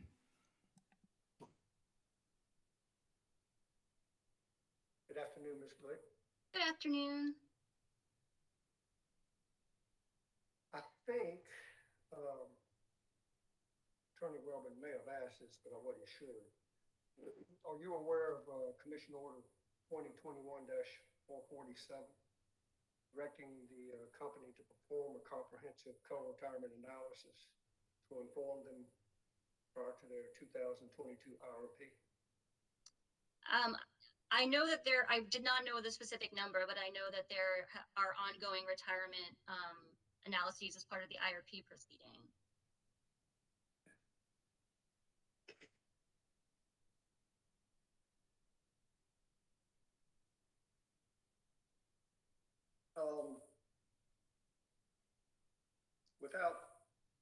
And you probably already answered this, but in your direct testimony, page 15, line 1, you talk about the inflexibility of coal units. What do you mean by the inflexibility of coal units? So coal units simply take a while to turn on, to turn off, to ramp up and to ramp down. So when there is a change in system needs or a change in load, they cannot be, you can't just, not like flipping a light switch. They can't be turned on and off very quickly. There has to be more planning, more time, and there are more costs incurred in order to turn them on, turn them off, change and respond to different system conditions.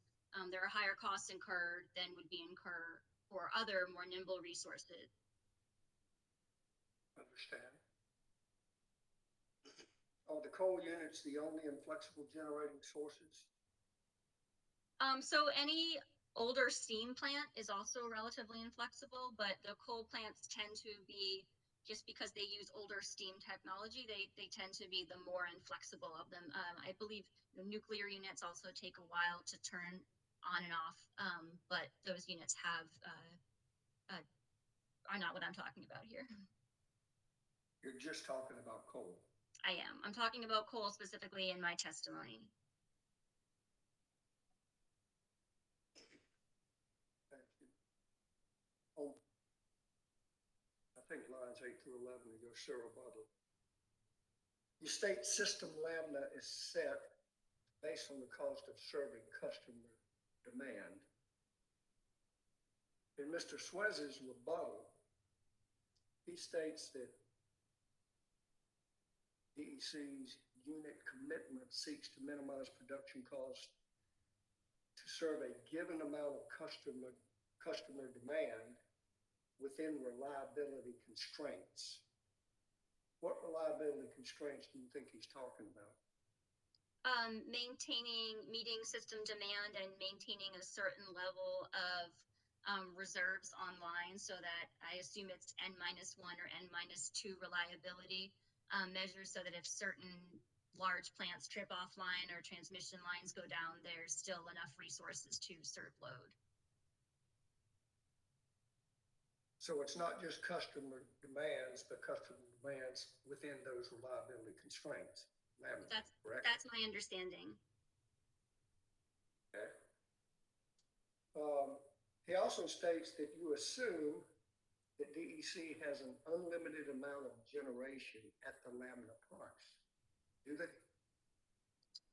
No, I don't assume that they have an unlimited amount at the lambda price. So he's just saying you assume that. You'll have to ask him about that. I will.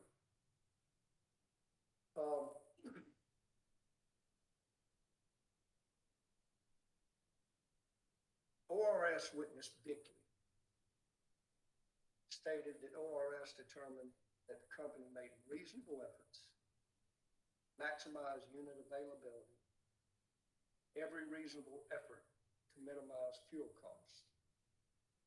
And I think on page 3, lines 8 through 17 of his direct testimony, Mr. Beckley's direct testimony, he listed all the things that they reviewed. Are you familiar with those? I don't have that in front of me. I can look for and pull up the staff testimony.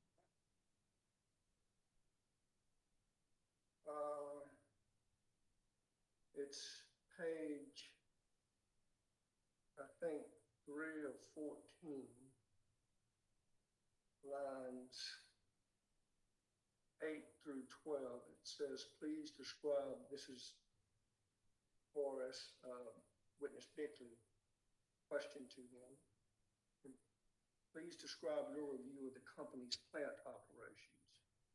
In preparation of this proceeding, ORS examined various fuel and performance documents related to the company's electric generation and power plant outage and maintenance activities.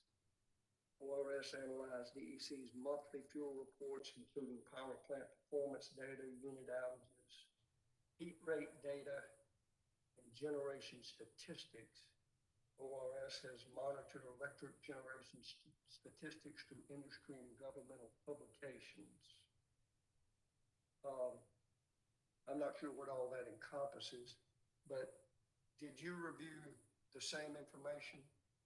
So I looked at a different set of information. I looked at the cost, the actual fuel costs that the company incurred. So this was the marginal cost and the average fuel cost that the company got put in and got out of the GenTrader software, the commitment and dispatch software, and then the actual cost passed on to customers. So there might have been some overlap there, but I did not look at all of the same things that the ORS witness looked at. But critically, I was looking at the economics of how the plan operated and the information that would be required to really evaluate the prudence and the economic commitment and dispatch of Duke's units, in my opinion, was not made available to anybody. So I definitely respect what the ORS witness found looking at the information that was available. But in my opinion, not all information that was required to really fully evaluate the prudence of the unit commitment decisions was actually even made available. What I'm trying to understand and make sure I understand is ORS did not appear to come to a conclusion similar to yours based on what they reviewed. But you're saying you didn't review everything they reviewed, but you came to a different conclusion, correct? That's correct. Okay.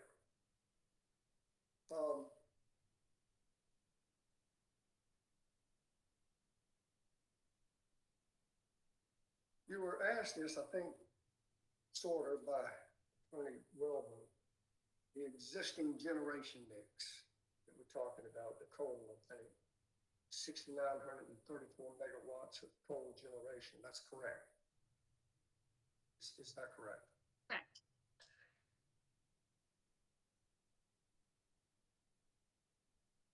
So are you saying that Dominion should abandon this and build something else?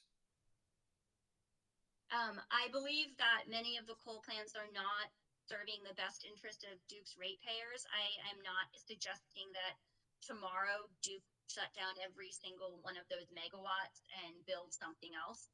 But based on the economics of the plant operations that I've seen here, and the costs incurred, the high fuel costs and the inflexibility, I don't believe that continuing to rely on these plants is in the best interest of the ratepayers. And I do think that understanding a timeline for retiring and replacing these units is in the best interest of ratepayers because it will incur lower fuel costs and allow customers to have basically lower fuel costs from more nimble and less costly resources.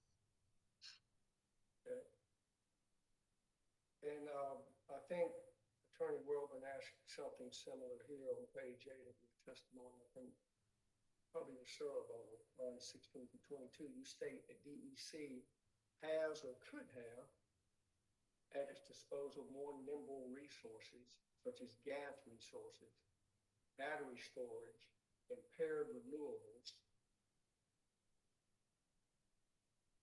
What nimble generation sources that Duke has are you specifically talking about that they have or could have?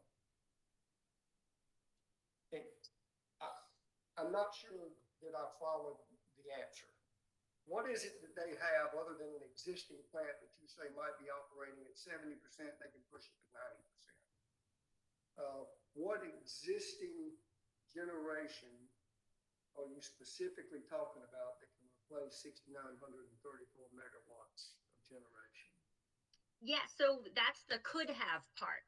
That is, replacing the coal units, those megawatts, with resources that will serve customers at a lower cost. So I'm not claiming that they can all be replaced tomorrow, but my recommended disallowance and my analysis didn't focus on turning off all 6,934 megawatts at once. It was looking at kind of these periods of time, these months of time, when for individual units, they were incurring higher costs. So my testimony isn't saying turn them all off all the time and every month, and you save $3.8 million. My analysis is focusing on just the most uneconomic periods of time for specific units. Okay, so you're saying for a few months at a time they should just turn them off and Yes. do something else. For specific ones, yes. So I guess that would be a question I have for ORS, but if they did this deeper dive into the information, I wonder why they didn't come to that same conclusion. Well, I would say that this issue is very technical and in the weeds, and it's a relatively newer issue. So, I mean, coal plants generally traditionally were operated as baseload resources, so there didn't have to be a huge amount of thought and analysis put into, whether to turn them on or off on a regular basis. But as natural gas prices have fallen, as renewables have become more cost competitive, this is kind of a newer issue that has come up and that kind of needs to be taken into account now, just to ensure that ratepayers are served best. And the challenging part is that unit commitment practices and this really deep dive into the data doesn't really tend to happen very much in resource planning processes. And then during these kind of dockets, we don't tend to talk about resource planning issues. So they tend to be really kind of disconnected. And then it gets really hard to understand how the day-to-day operations of these units and the need to keep them on or to serve reserves, how that really incurs costs and how that kind of can be addressed as a resource planning issue. They kind of tend to be looked at a little bit separately, the fuel cost incursion and then the long-term resource planning issues. Okay, but you're not saying that ORS is not technically savvy enough to look at that. That's Definitely not not. what I understood. No, definitely not. Definitely not. I would never say that. Okay. Um,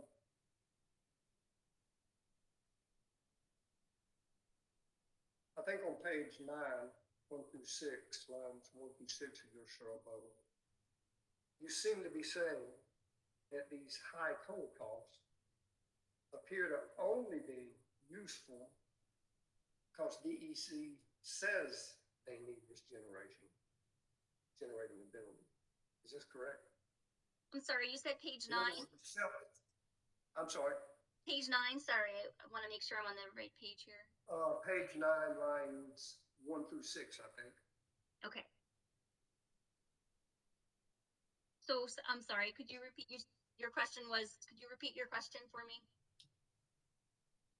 When I read that, you seem to be saying that Duke is basically self-perpetuating these coal units, saying that these high costs, you seem to be saying that the higher coal costs appear to only be useful because DEC says they need this generating ability. That they really don't need it, or saying they need it. Is that correct? So what I'm trying to say on this section of my testimony is that by keeping a plant online and operating it even when it is not the least cost resource, it allows the plant to look more useful than if the plant wasn't operated. And the fact of keeping it online in order to make it look useful, that is what's perpetuating it, kind of keeping it online and allowing it to look more useful during kind of resource adequacy and resource planning processes and proceedings. Okay. So if I understood you correctly in response to Attorney Weldon, your preference based on your experience and research is that this generation, these 6,934 megawatts of generation, should be replaced not with retrofitting some of these with coal or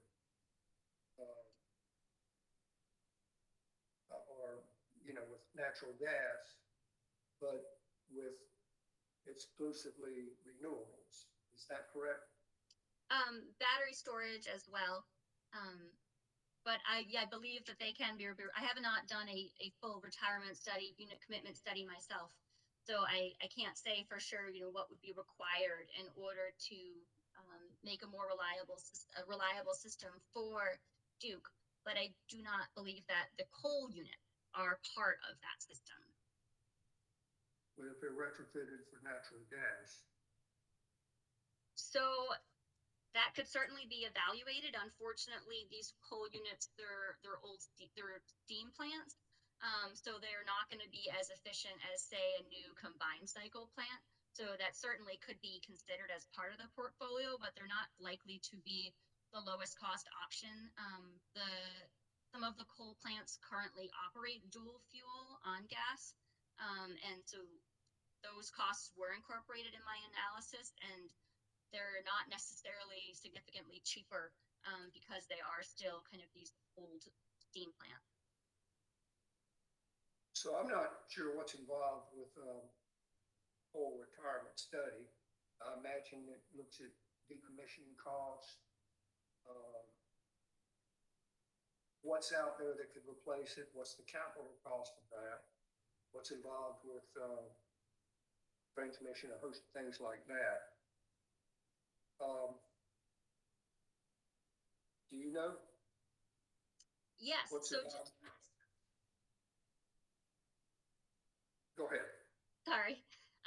Yes, so generally decommissioning costs can be part of it, but those costs will be incurred when a plant retires. So those are not necessarily unique to the timing of when a plant retires. But the main things to be evaluated are the cost of alternatives and the availability of alternatives, any transmission constraints or local reliability issues, community impacts. But so the main focus is the cost, though, of the replacement resources relative to the costs that have to be incurred going forward at the coal plant to continue to operate it and to comply with any sort of ongoing environmental regulations. So it's comparing the forward going costs of the coal plant to the cost to build and operate the new resources. Okay. So the retirement study that DEC is, I assume, in the process and will be done prior to the next IRP. Is that not sufficient to answer the questions or that you've had?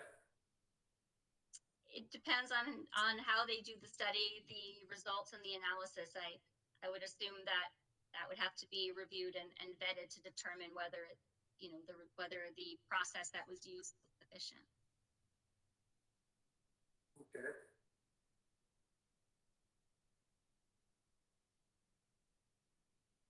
But right now, to find those more nimble units, which I'm assuming mean more dispatchable, correct? Dispatchable could be turned on, committed or dispatchable. So it could be both turned on and off and turned up and down. So it's kind of the combination of both. It's not just dispatch. And in your ceremony, you said that such as gas resources, battery storage, and paired renewables. Is that correct? That's correct, yes.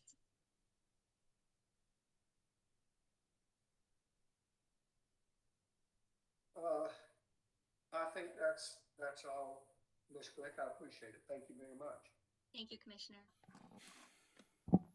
Need a break? We're in recess until 3:30.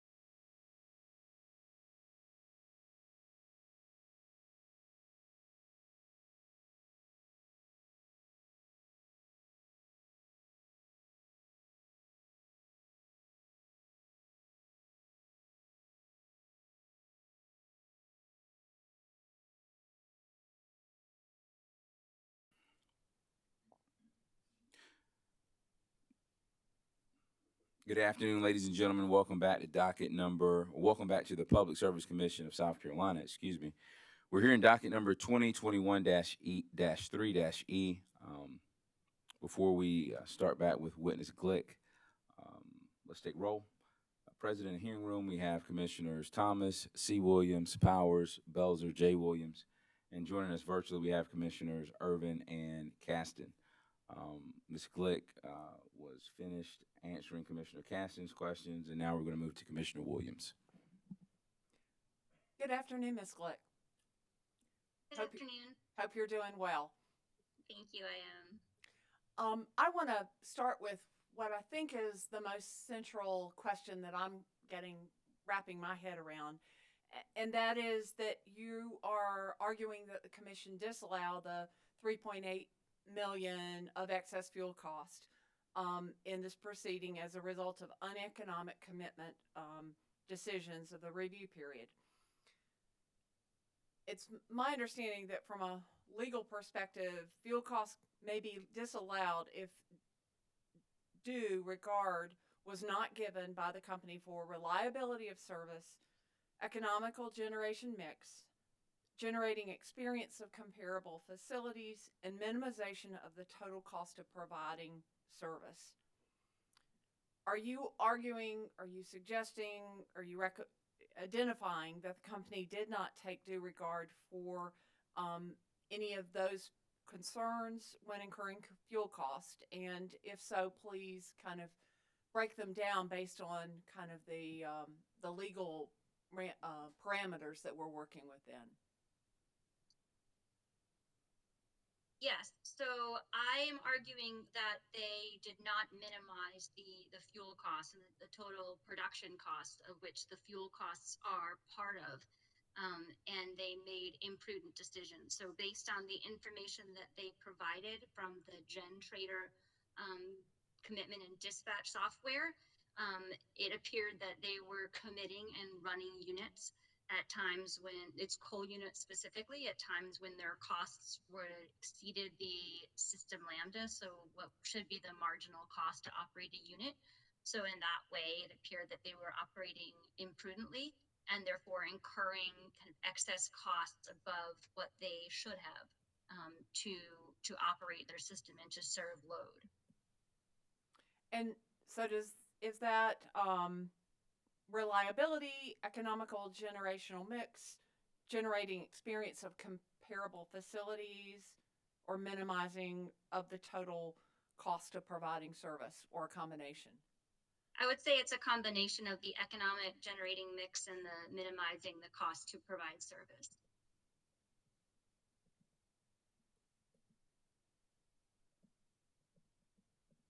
Thank you. On page 29, I think of your original testimony, lines 19 through 20.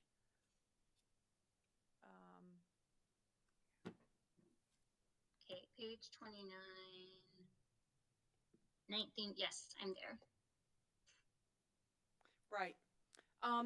You talk about Allen, Marshall, Cliffside, and Bellows Creek having some of the highest fuel costs among coal plants in the country. And the footnote takes us to calculations that I think you made using the EIA Form 920. Would you explain how you made these calculations to arrive at your conclusion? Yeah, of course. And I provided the work papers to the company as well on these. So what I did was EIA, the Energy Information Administration of the U.S. government, provides the basically fuel receipts that for all companies that report them, and it's supposed to be all utilities. So you can see how much money utilities have paid to purchase coal, to purchase gas, to purchase other fuels. In this case, I looked at just all of the fuel receipts, all of the costs that utilities had paid across the U.S., and then the heat output, which you can convert into megawatt hours. So essentially the cost in and the megawatt hours out, And you can, from that, you can basically see what the cost per megawatt hour or the cost per MMBTU, you could do it on either basis, what that cost is to procure fuel, and that includes transportation costs and all the other costs. And on that basis, you can see where I looked at where Duke fell among all of the fuel receipts, all of those costs per megawatt hour. And I found that Duke's 4 plants were in the top 75 to 95 percentile. So 95 percentile being, I think, one of the top unit. I don't remember exactly which one was which, but they were all between 95 and 75 percentile highest cost. If I'm reading your testimony right on the next page, it's between 75 and 90%. Oh, sorry. Yes, 90. My apologies. Okay. And so that's, do you have any knowledge of how that relates? How specific might that be to some kind of South Carolina factor? Did you look at other coal-fired plants in South Carolina? Is it even are there geographic issues that would enter into that determination? There certainly are. So it is likely cheaper to use coal at a coal plant that is located closer to a coal mine or the source of the coal. So therefore you don't have to pay transportation costs and other costs to move that coal. And so in the rebuttal, part of what I argue is, I certainly understand that it is more costly in some places to procure coal, but that simply means that perhaps relying on a more costly coal and fuel source is not serving the best interest of the ratepayers at that point. Well, to that point, did you happen to look at other coal-fired plants in South Carolina and how they relate within this? Are they in the 75th to 90th percentile? I can pull that up, but I don't know off the top of my head. Okay. I have, I think, 2 more questions. One is very tiny. In your supplemental testimony that's been referred to several times on page 8, this is just a curiosity, but you talk about what Duke has or could have, and one of the resources that you mentioned are paired renewables. What are those? Oh, so that is if you co-locate battery storage with solar or wind so that it becomes a dispatchable resource instead of just an intermittent resource that's available when the sun shines or the wind blows. So that's a could have. Could have that, right. Yes, in this context, yes. Okay. I believe, but I'm not looking at the page or where you say it, that you have some recommendations for us about future fuel cases and filings that the company should meet. I don't think you've talked about that with anybody today. Would you mind kind of going over that again for us? Yes, of course. So let me just scroll down on my recommendation section.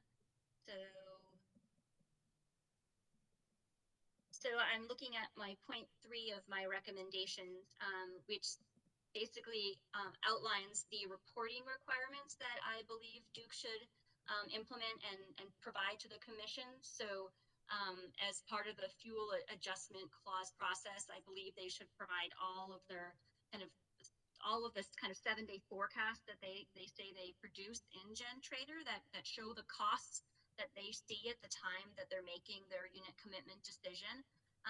They should document reasons for deviation. So if they're operating a unit above marginal cost, if they're operating a high cost unit, document why, explain why, so the commission can review the prudence of that decision, understanding that there is sometimes unit testing or other isolated reasons why that might occur. And then, hourly data for the commission and intervening parties to see what actually happened. So this is what costs actually were incurred, what the instantaneous system lambda actually was. So this is basically all categories of what they saw at the time, what actually happened, and then explaining any factors that caused them to change their behavior or do something that might appear uneconomic if there's an explanation for why. Thank you very much. I appreciate your testimony, Ms. Glick. Thank you, Commissioner. Commissioner Powers. Thank you, Mr. Chairman. Good afternoon, Ms. Glick. Good afternoon. Just a couple of things. We were told earlier that it just wasn't economically feasible to do calculations monthly as opposed to quarterly. And I think you're saying that this information can be received on an hourly basis as far as fuel costs?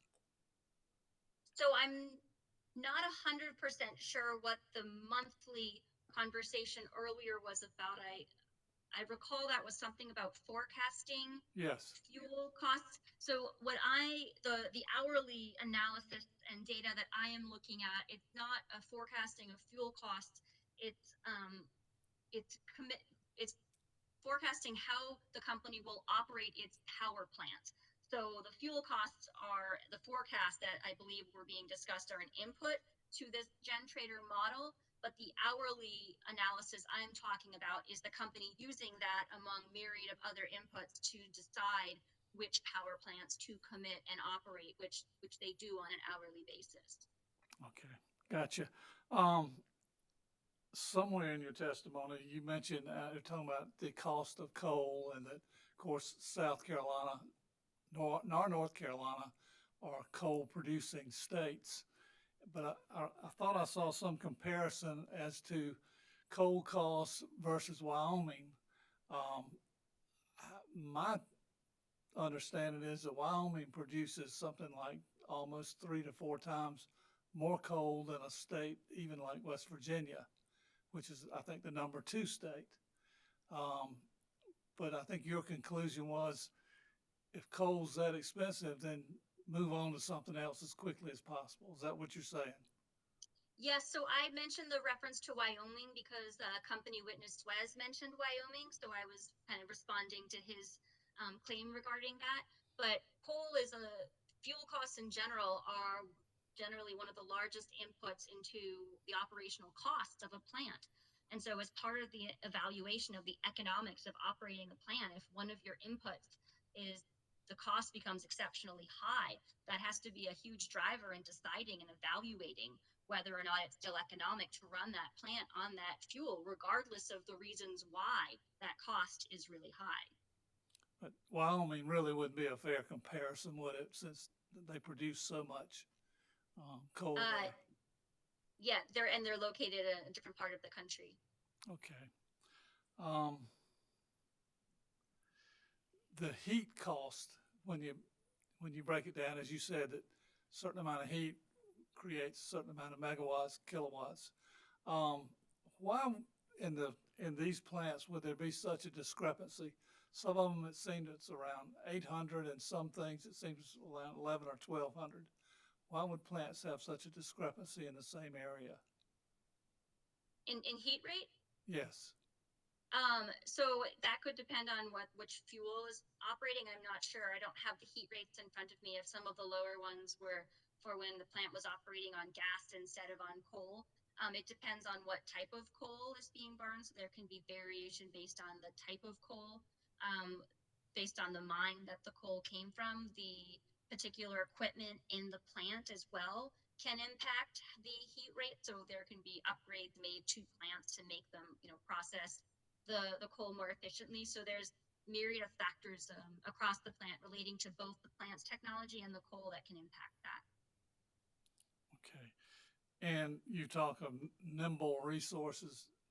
These are things that need to be created, or things that exist, or both? What? Both. Both is what I'm referring to. Okay. Thank you, ma'am. Thank you, Mr. Chairman. Thank you, Commissioner. Commissioner Caston.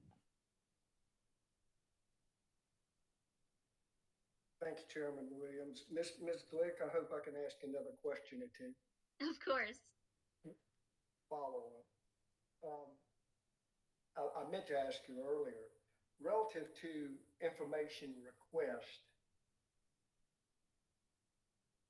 was there anything you specifically requested that Duke did not provide you? Yes, so we specifically requested the contemporaneous cost information, and that just means the cost data that the company seized at the time it makes its unit commitment decision. So what they provided was the outputs of GenTrader, their software, which shows after the fact the costs that they saw for each unit, and the after the fact system lambdas that actually occurred. What they did not provide to us was what is the cost for every unit at the moment they're making the decision, and then therefore what is their projected system lambda? What are they projecting the marginal cost of energy on the system will be? So in other words, you specifically requested the contemporaneous data, God, that's hard to say, that they used to determine the lambda price, correct? That's correct. So did you follow up, or did you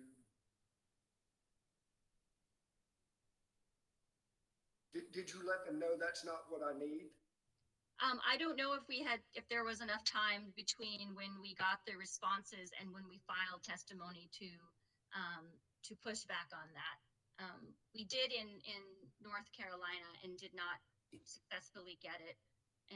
So I'm not sure if there was a timing issue on not having enough time to push back with a really condensed timeline. When did you request it?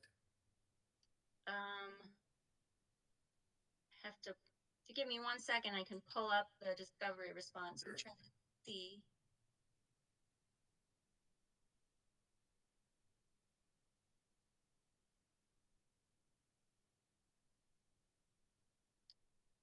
This doesn't have a date on it.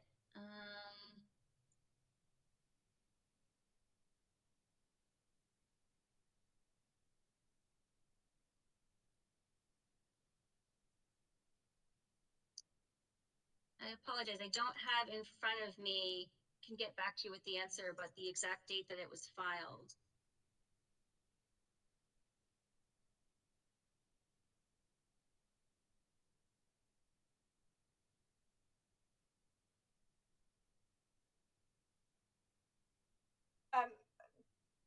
Ms. Glicker, are you referring to the first request to states and CCL sent to?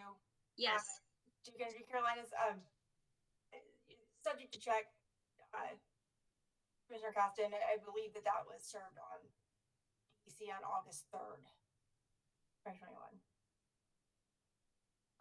I missed that. I'm sorry. When was that? I think that it was served on August 3rd, 2021. Duke Council is, welcome to. You requested it? No. August 3rd.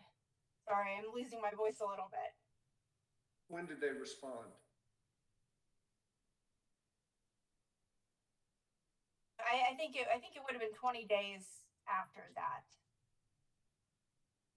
There's statutory or regulatory requirements. So August 23rd. So they responded August 23rd? I think that's right. It may have been August 24th, but it was either the 23rd or the 24th. And felt there was not time to follow up with that request?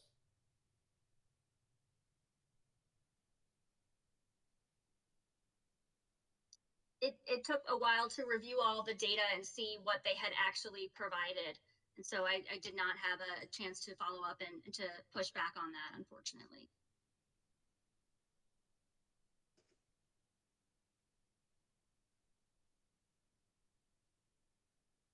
I don't have it here in front of me, so I'm going to go on memory, and that's a dangerous thing. But I think in your rebuttal, I think it was your rebuttal testimony that was sent Sunday, Saturday, I don't recall when. Toward the end of it there, when you were talking about this, it seems like you made a statement to the effect that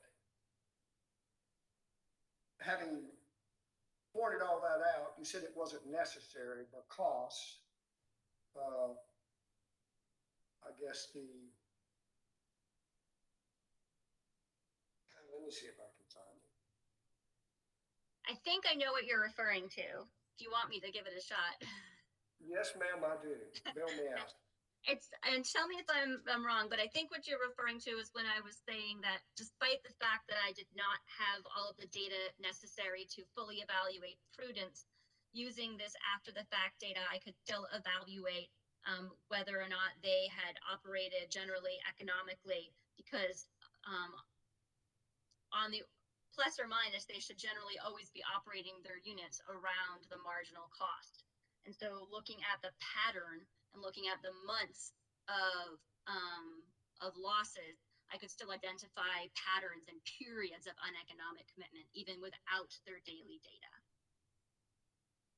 And it seems like it was something to the effect like a systematic, you didn't say systematic, but like a systematic effort for DEC to, or a pattern, I think maybe you said, a pattern of DEC doing that, operating it that way, correct? Yes, that is what I identified was a pattern. That's correct. Okay. One final question, and I meant to ask this earlier too. Relative to, are you saying that DEC should have brought other units online to meet customer demand, which I think you said, correct? Yes, in some instances that likely would have been the correct choice. And do you know specifically which ones from your review? No, so because I did not have their hourly data, that I would have needed the contemporaneous data to evaluate. But additionally, it's a huge amount of work to go through that. So, you know, even if the company provides that, when these dockets are so condensed, it's quite hard to go through that much data. But if you have that data, you can look at it and you can say, okay, what other units were available that day, were either not online or were not dispatched fully, and then that unit has a lower cost, so therefore that unit should have been just ramped up or used in place of this coal unit. You can do that with their cost data that they're looking at the time they're making the decision. So if you had all the contemporaneous data of all the generating units on an hourly basis, you're saying you could have made that determination? Yes, you can look at it and see which units are not online and are available and are lower cost. If you had reviewed all of the information requests that ORS requested, could you have done the same? No, I do not believe ORS requested this data. Okay. I think that's all my questions. Thank you. Thank you. Commissioner Williams. Thank you, Chairman Williams. Ms. Glick, one follow-up question. We were talking about the hourly data that you were suggesting that we request in future years. Do other utilities in other jurisdictions that you're familiar with keep that hourly data for dispatch and fuel usage that you're suggesting that Duke provide? And is this something normal businesses record in your experience? Yes, I have. In my experience, I have seen this data, and it has been provided to commissions in other proceedings, both in states with regulated markets and in vertically integrated states. So this information has been available for avoided cost dockets in Georgia, I can think of a few in Duke, Indiana, in SWEPCO down in Texas and Louisiana. Those are just a few where I've actually worked with this specific data in the past year that has been provided to the commission. And did you say those were all within avoided cost dockets? Or no? Okay. No, so sorry, my apologies. I wasn't clear. The Georgia one was the Duke, Indiana, and the ones down in with SWEPCO were fuel cost dockets, just like this. Okay. Thank you very much. Thank you. All right. Any other questions from the commission? Mr. Chairman. Commissioner Urban. Thank you, Mr. Chairman. Mr. Glick, just to follow up on this line of questioning, that sounds like that contemporaneous data was really critical to your theory of the case.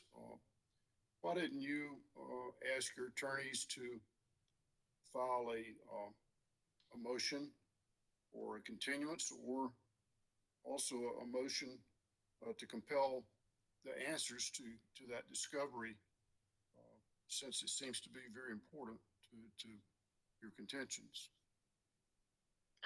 There was such a short timeline to do that, and we had tried in North Carolina to get the data, talking with the company, and had been unsuccessful in doing so. So, to refresh my memory, I'm trying to kind of look at the totality of your testimony. How do you expect the South Carolina Commission to establish your theory of the case that there was a cost savings available if only the company had made other choices during those dates and times in question? How do you arrive at that opinion? Yeah, so I looked at the data that the company provided that was an output of their GenTrader unit commitment and dispatch model, and I looked at the system lambdas, the marginal system costs that actually materialized. And so by comparing those two pieces of data, the cost to operate a unit and the marginal cost of the system unit, I was able to identify essentially patterns and months of time when specific units were operating at excess fuel costs. And if those units had been taken offline, I calculated essentially the estimated fuel savings that would have materialized to ratepayers during those isolated periods of time. Well, if you took those coal units offline, you have to replace them with another source generation. And so what source of generation are you talking about when you say that they could have used a less cost alternative? It would vary hour to hour. So as I was discussing with one of the commissioners previously, I didn't have the data to determine exactly which unit in each hour. Sometimes it would have been ramping up existing units that were online. That could even mean other coal units that were operating at that time that were not operating above system lambda. It could mean turning on other gas units or turning up other gas units. It depends. It would vary from hour to hour. But aren't you asking us to speculate about whether a gas unit was available for ramp up? So a little bit in this case, I suppose, because the company didn't provide the data required to do the exact kind of hour to hour match. I think the system lambda, so the assumption is that some units cost a little bit more and some units might cost a little bit less, but the units that are available would cost approximately the system lambda to replace the energy, because what I'm talking about here is not turning off all 6,934 megawatts at one time, but looking at in certain months of time, was the company operating one of the Allen units or the Belews units at a higher excess unnecessary cost, and if you turn off those units, what are the costs that are saved? Understand, but we're missing any testimony or evidence or exhibits that would establish the existence of a lesser cost alternative, aren't we? Well, the company didn't provide the data to show exactly which unit in each hour would be turned on to replace. The assumption being that there are additional resources that can replace that energy. Okay, thank you. No further questions. Thank you, Commissioner. Missy Glick, I have a couple of questions for you. Would it be considering the weight of our decision, would it be a good idea for us to temporarily adjourn this hearing so the company can get you those numbers so you can give a full and complete testimony, as opposed to the commission relying on assumptions or making a decision based on the fact the company didn't provide information that you deem necessary to make a decision? I would be happy to do those calculations. I've done those in prior dockets before. I am very willing to do those calculations if the company provides me the data in a manner that I can work with it. How long would it take you to provide those calculations? If they provide that data in spreadsheet format and Excel format, I could do those calculations in less than a week. If they provide me PDFs where it has to be manually transcribed, that would take significantly longer to figure out how to transfer thousands of pieces of data from a PDF to an Excel spreadsheet. Mm-hmm. And what would you expect to find, like in those other jurisdictions where you provided that information? How did it influence, if at all, the outcome or your findings? Yeah, so in those other jurisdictions, what I was able to do was to isolate specific, what I'll call events. So, multi-day or week periods of time, or even multi-week periods of time when a unit was turned on and tagged with what a must run status. So essentially it was forced to stay online for multiple days or weeks, even when there were other resources available that were below either not dispatched fully or not turned on at all. Okay. And in those other jurisdictions, what were those other resources? So some of them were other gas plants. Some of them were, some of these jurisdictions, it was purchasing from the market.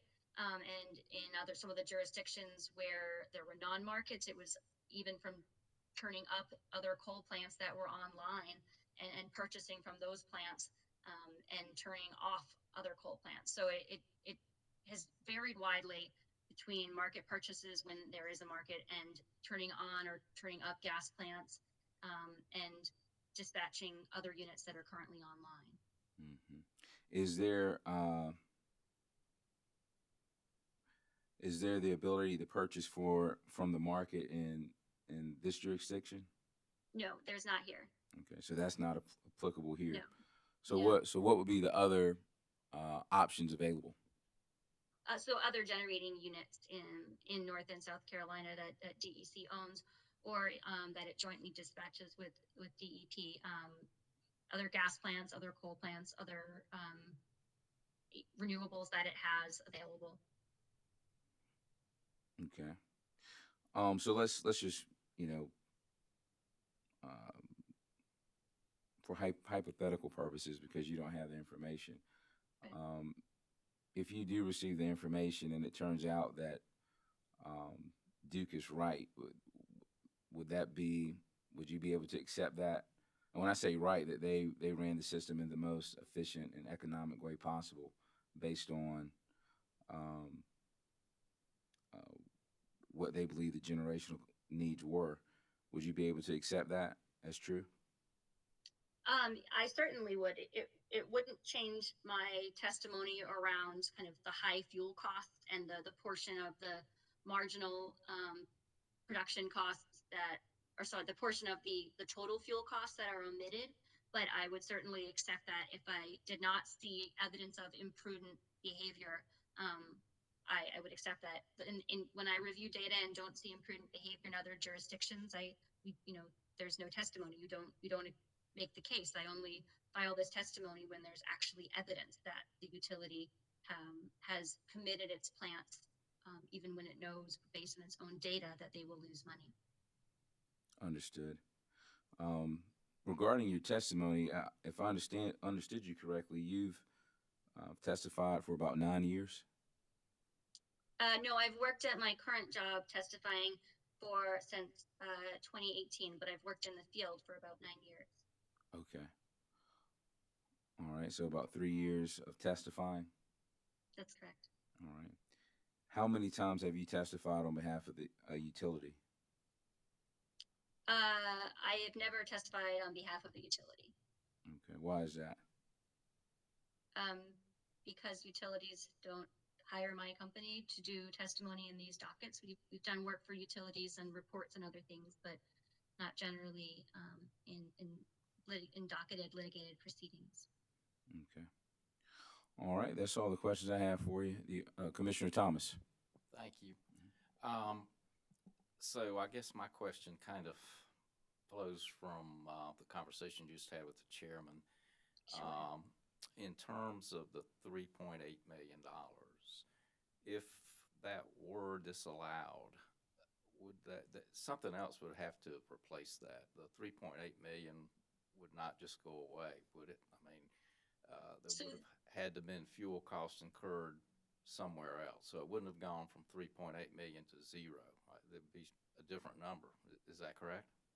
No, so yeah, I'm happy to clarify that. The $3.8 million is excess fuel costs. So what I do is I look at the fuel costs that are incurred, and I look at the fuel costs that would be incurred if units were committed and dispatched at the system Lambda, and I calculate that difference. So this is just the delta, the excess. It's not the entirety of the fuel costs that were incurred to operate the unit. Okay, thank you for that clarification. All right, if there are not any more questions from Chairman Williams, Commissioner Caston.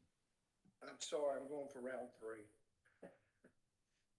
If I may, all these questions generated some other thoughts, if I may. Sure. I'm not familiar with the process, so let me lay that out there first. And I don't know how much data we're talking about, but it sounds like. Excuse me, Commissioner Caston. Yes, sir. Oh, Good. I'm sorry. I look better without it on, but I'll put it on. I'm sorry. I assume the amount of data on an hourly basis for every generating unit would be massive. Is that correct? Yes. And again, I'm not familiar with Duke's model at all. I know nothing about it. I know a little bit about modeling different things, but I'm really trying to understand and wrap my head around it. If you had all of this data, whether it's in an Excel spreadsheet or however they do it,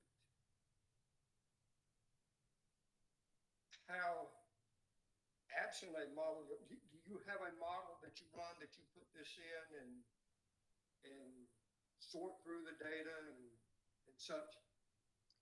Yes, so it is hourly data, but the data that I am recommending that the commission ask for the 7-day reports. So there's one produced every day. So we're talking about 365 7-day reports.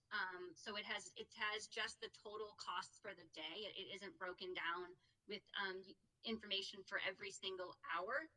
So it is a tiny bit more manageable than thinking about if you had a piece of data for every hour. And yeah, and I have spreadsheet models and I have Python coding that is used to essentially translate these 7-day models into a spreadsheet that you can look at, and you can literally look through how much it was projected to cost to operate a unit, what the projected system lambda was based on the cost to operate each unit, and then how the unit was actually run. So, in essence, what your model does, if I'm understanding it, is it takes that data, and then whether you plot it or not, I don't know, but you're looking at, okay, here's what the lambda price is. Here's where this number fell. It fell up here, fell down here. So you're looking at simply the numbers, whether they're higher or lower than whatever this lambda price is, correct? Correct, and I'm looking out over multiple days. So the 7-day forecast, the company's not just saying this is what I project for today, they're saying this is what I project for tomorrow and for the next day. And so I look and see, okay, are you projecting for today that this coal plant costs more than System Lambda today? And then what are you doing tomorrow? And you're projecting for the next 7 days that this coal plant costs more to operate than System Lambda, but that coal plant's still on. That doesn't make sense. So that's the kind of analysis that I do. Okay. And again, I'm not familiar with the DEC model, the Duke model at all, and I'll ask Mr. Swales this. But somehow I feel like, especially, I think Commissioner Carolyn Williams mentioned 58-27-865F, giving due regard to reliability of service, economical generation mix, generating experience, so forth, etc. Somehow I feel like the model is much more complex than looking at whether a number falls above or below a line. And I don't know this, but I would think you've got to look at the generation mix relative to reliability, relative to probability. If this happens, what do we do? Or if this unit has a unscheduled outage, what you're saying doesn't seem, you don't seem to have the ability to do that. Am I incorrect in saying that? No. So when I'm looking at what units are online and available to serve load, I'm looking at that load number that I'm looking at, and that should include operating reserves or other things that you need to have online to ensure reliability. So that's not just about providing the exact number of megawatts out to the customers as they need. It's about how many megawatts does the system actually need to provide the energy and to ensure reliability. And then within those parameters, recognizing that reliability is essential, what is the least cost way to do that? And so what the 7-day forecast should be showing is, what is that number? And then which systems, what are their costs? Each unit, what is the cost of each unit? And then therefore, what is the cost of the system Lambda? And which units are they then choosing to operate to meet that entire system need? So you're saying that your model has the ability to look at if units go down, and you don't know which one, they're random. Whether it's, dare I say, like a Monte Carlo analysis, where you're just looking at the probability of something happening at any given point in time. Your model has the ability to do that. It doesn't look at probabilistic analysis or anything like that. It looks at what is the stated need from the utility on the system, and what is that number, and then how do you meet that? So their utility is already doing that analysis. I don't have to do that analysis. They tell me what the stated need is, and then I look at the economics to say, how do you meet that stated need at the lowest cost? Okay. So your experience and background and training feel confident and comfortable that if you had the data, say you would like to have, that you could better determine how to operate the generating units more efficiently. Yes, I could identify. I could identify. Sorry, I apologize. I could identify when units were being operated, when they were higher cost than System Lambda, when they were incurring excess costs, and so therefore, when the system could be better served by operating other units available at lower cost. Okay, where my concern is, and I don't want to put words in Commissioner Carolyn Williams' mouth, but where the Act talks about giving due regard to reliability of service. See, I go back to my previous life and previous career, and while we did not have, well, we had generating units, but they were just standby generators, but different plants, different facilities, one 100 years old plus, one that was matter of fact, a membrane facility. I mean, distinctly different units. Yep. And one would, if we ran this one all the time, it's cheaper than running this one all the time. But we had fixed costs at both of them, whether we ran them or not. But it was not, we could not run something based on just the cost because conditions did not always allow it, whether that was something planned or unplanned, or a spike that was, for example, during a hot summer day and you're in the middle of a drought, your demands are probably going to be up, but you didn't bank on having a warehouse fire. So what I'm struggling with is, I get the economics. This one's cheaper to run than this one. But my limited experience relative to running a utility with multiple sources and facilities, people expect to turn that tap on and have water 24 hours a day, 7 days a week, 365 days a year, period. Same thing with flipping a light switch. So that is a concern I have. Cost is very important, but I'm concerned that maybe you have a myopic view on just cost above or below this lambda price, and not the mix of the generation. And it's got to be reliable all the time. Does that make sense? That makes sense. And that's why one of my recommendations is that in addition to providing this economic cost data that they see, they should also document if there's a reason why they're operating differently than the pure economics indicate that they should. So is there a heat wave that is projected, or a polar vortex that they're turning a unit on because they see this, and that you can't see that in the data? I understand that.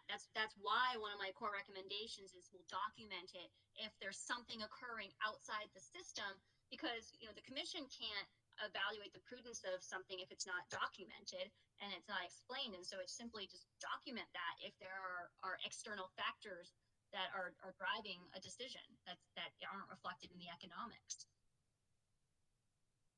I understand. Still, my concern would be, even if we requested all of that data,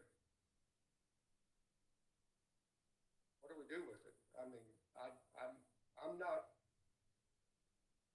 You say you could look at it and consider those things like reliability and the probability of this unit going out or this one going out unscheduled.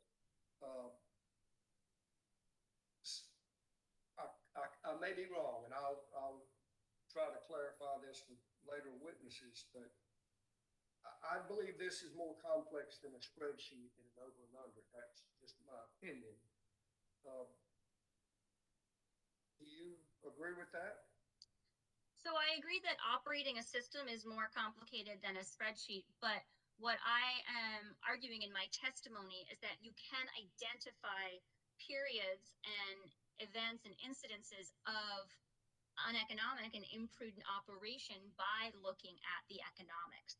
And then if the utility documents reasons why, if that qualitative data accompanies the quantitative data, you can identify, okay, which of these events were explained. But in my experience doing this in multiple states, there are many instances where there isn't an explanation or there isn't a reason, and the unit was simply kept online because it was easier, or that's just how it's always been done.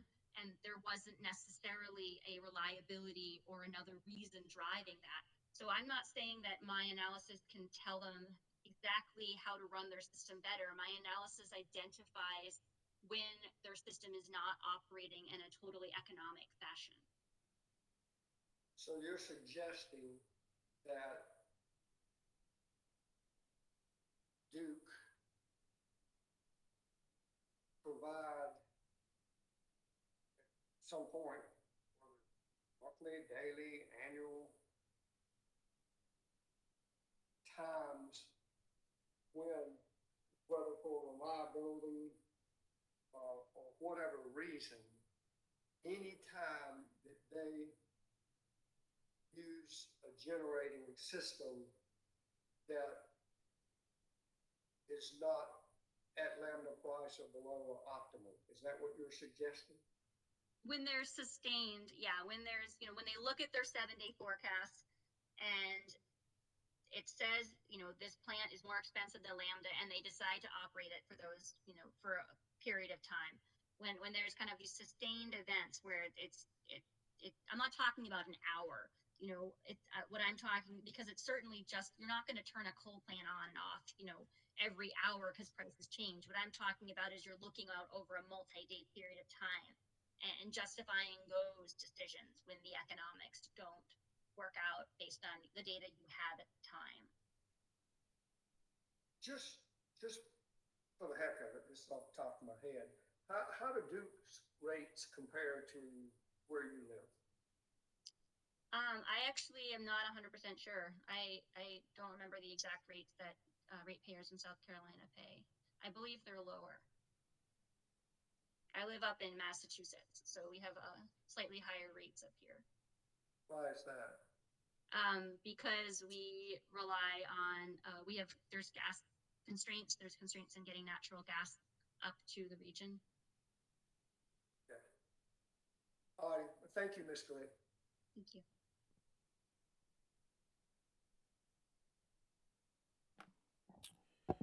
All right. Any redirect?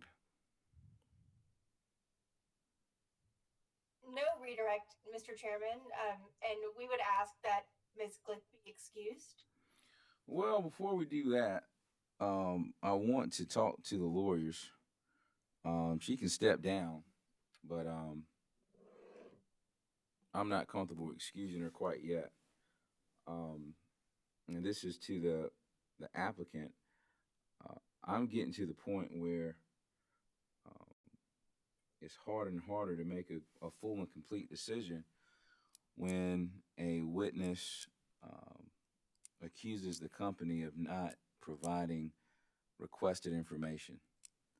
So I would like to hear from the company's lawyers regarding witness Glick's allegation that the company didn't provide requested information, so she couldn't complete a full analysis. Mr. Chairman, and I don't want to misspeak or say the wrong thing, but this is I wasn't aware that we provided information that was unsatisfactory to Ms. Glick. We responded, in my view, to the request for production as it was phrased. It sounds like there was a dispute in North Carolina that I was not aware of. I don't know how that shook out or whether the request was changed and how it was worded for South Carolina to overcome that issue or not.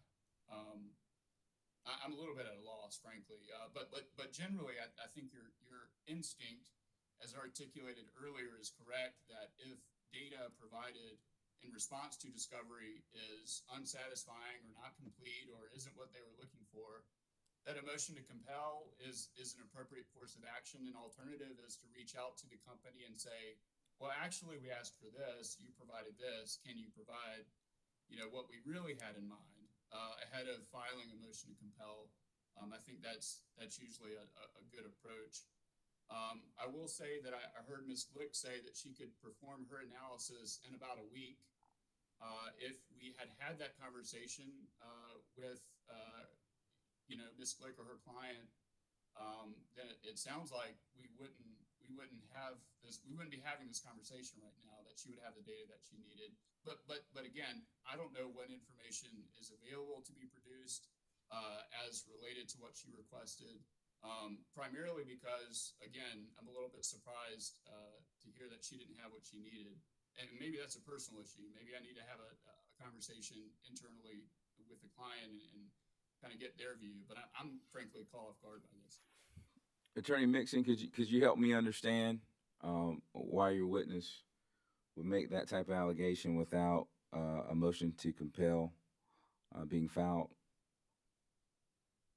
So, Mr. Chairman, my understanding, and I do recognize that there is some context to this that occurred in other jurisdictions, but my understanding is that we did adjust requests that we made, or that I should say, when I say we, Southern Environmental Law Center represented a different set of clients in the North Carolina Utilities Commission proceeding for DEC's fuel costs this year. But my understanding is that we did adjust our request to more specifically seek type of contemporaneous data that Ms. Glick would like to see from the company, and that information wasn't provided here, and we don't know, whether that is because the company did not have or does not track that information, or if it would have been appropriate for a motion to compel. But I think some of the issues here were around the timing and the quick turnaround time for the testimony in this proceeding, some of which was exacerbated because the company made a second filing that then kind of compressed the deadlines particularly towards the end of this proceeding. I understand that, but I mean, do you think it's appropriate for a witness to allege that the company didn't turn information over, but yet a motion to compel has not been filed? I mean, does that not concern you?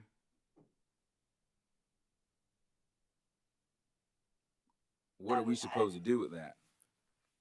The witness said several times the company failed to provide the information. The company failed to provide the information. And then when asked whether or not if you're a witness, so let's say whether or not you filed a motion to compel, the answer is no. That's correct, Mr. Chairman. I think, again, part of the concern was, or part of the context here was information, like, I guess, in the North Carolina proceeding, it seemed that we may not have had this data in a format that could be analyzed by Ms. Glick, but I would have to confirm with some of our other attorneys and with Ms. Glick on that. I understand. Well, do this for me. You don't have any redirect.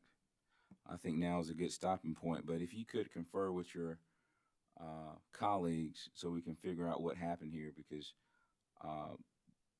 we got to do a better job than this.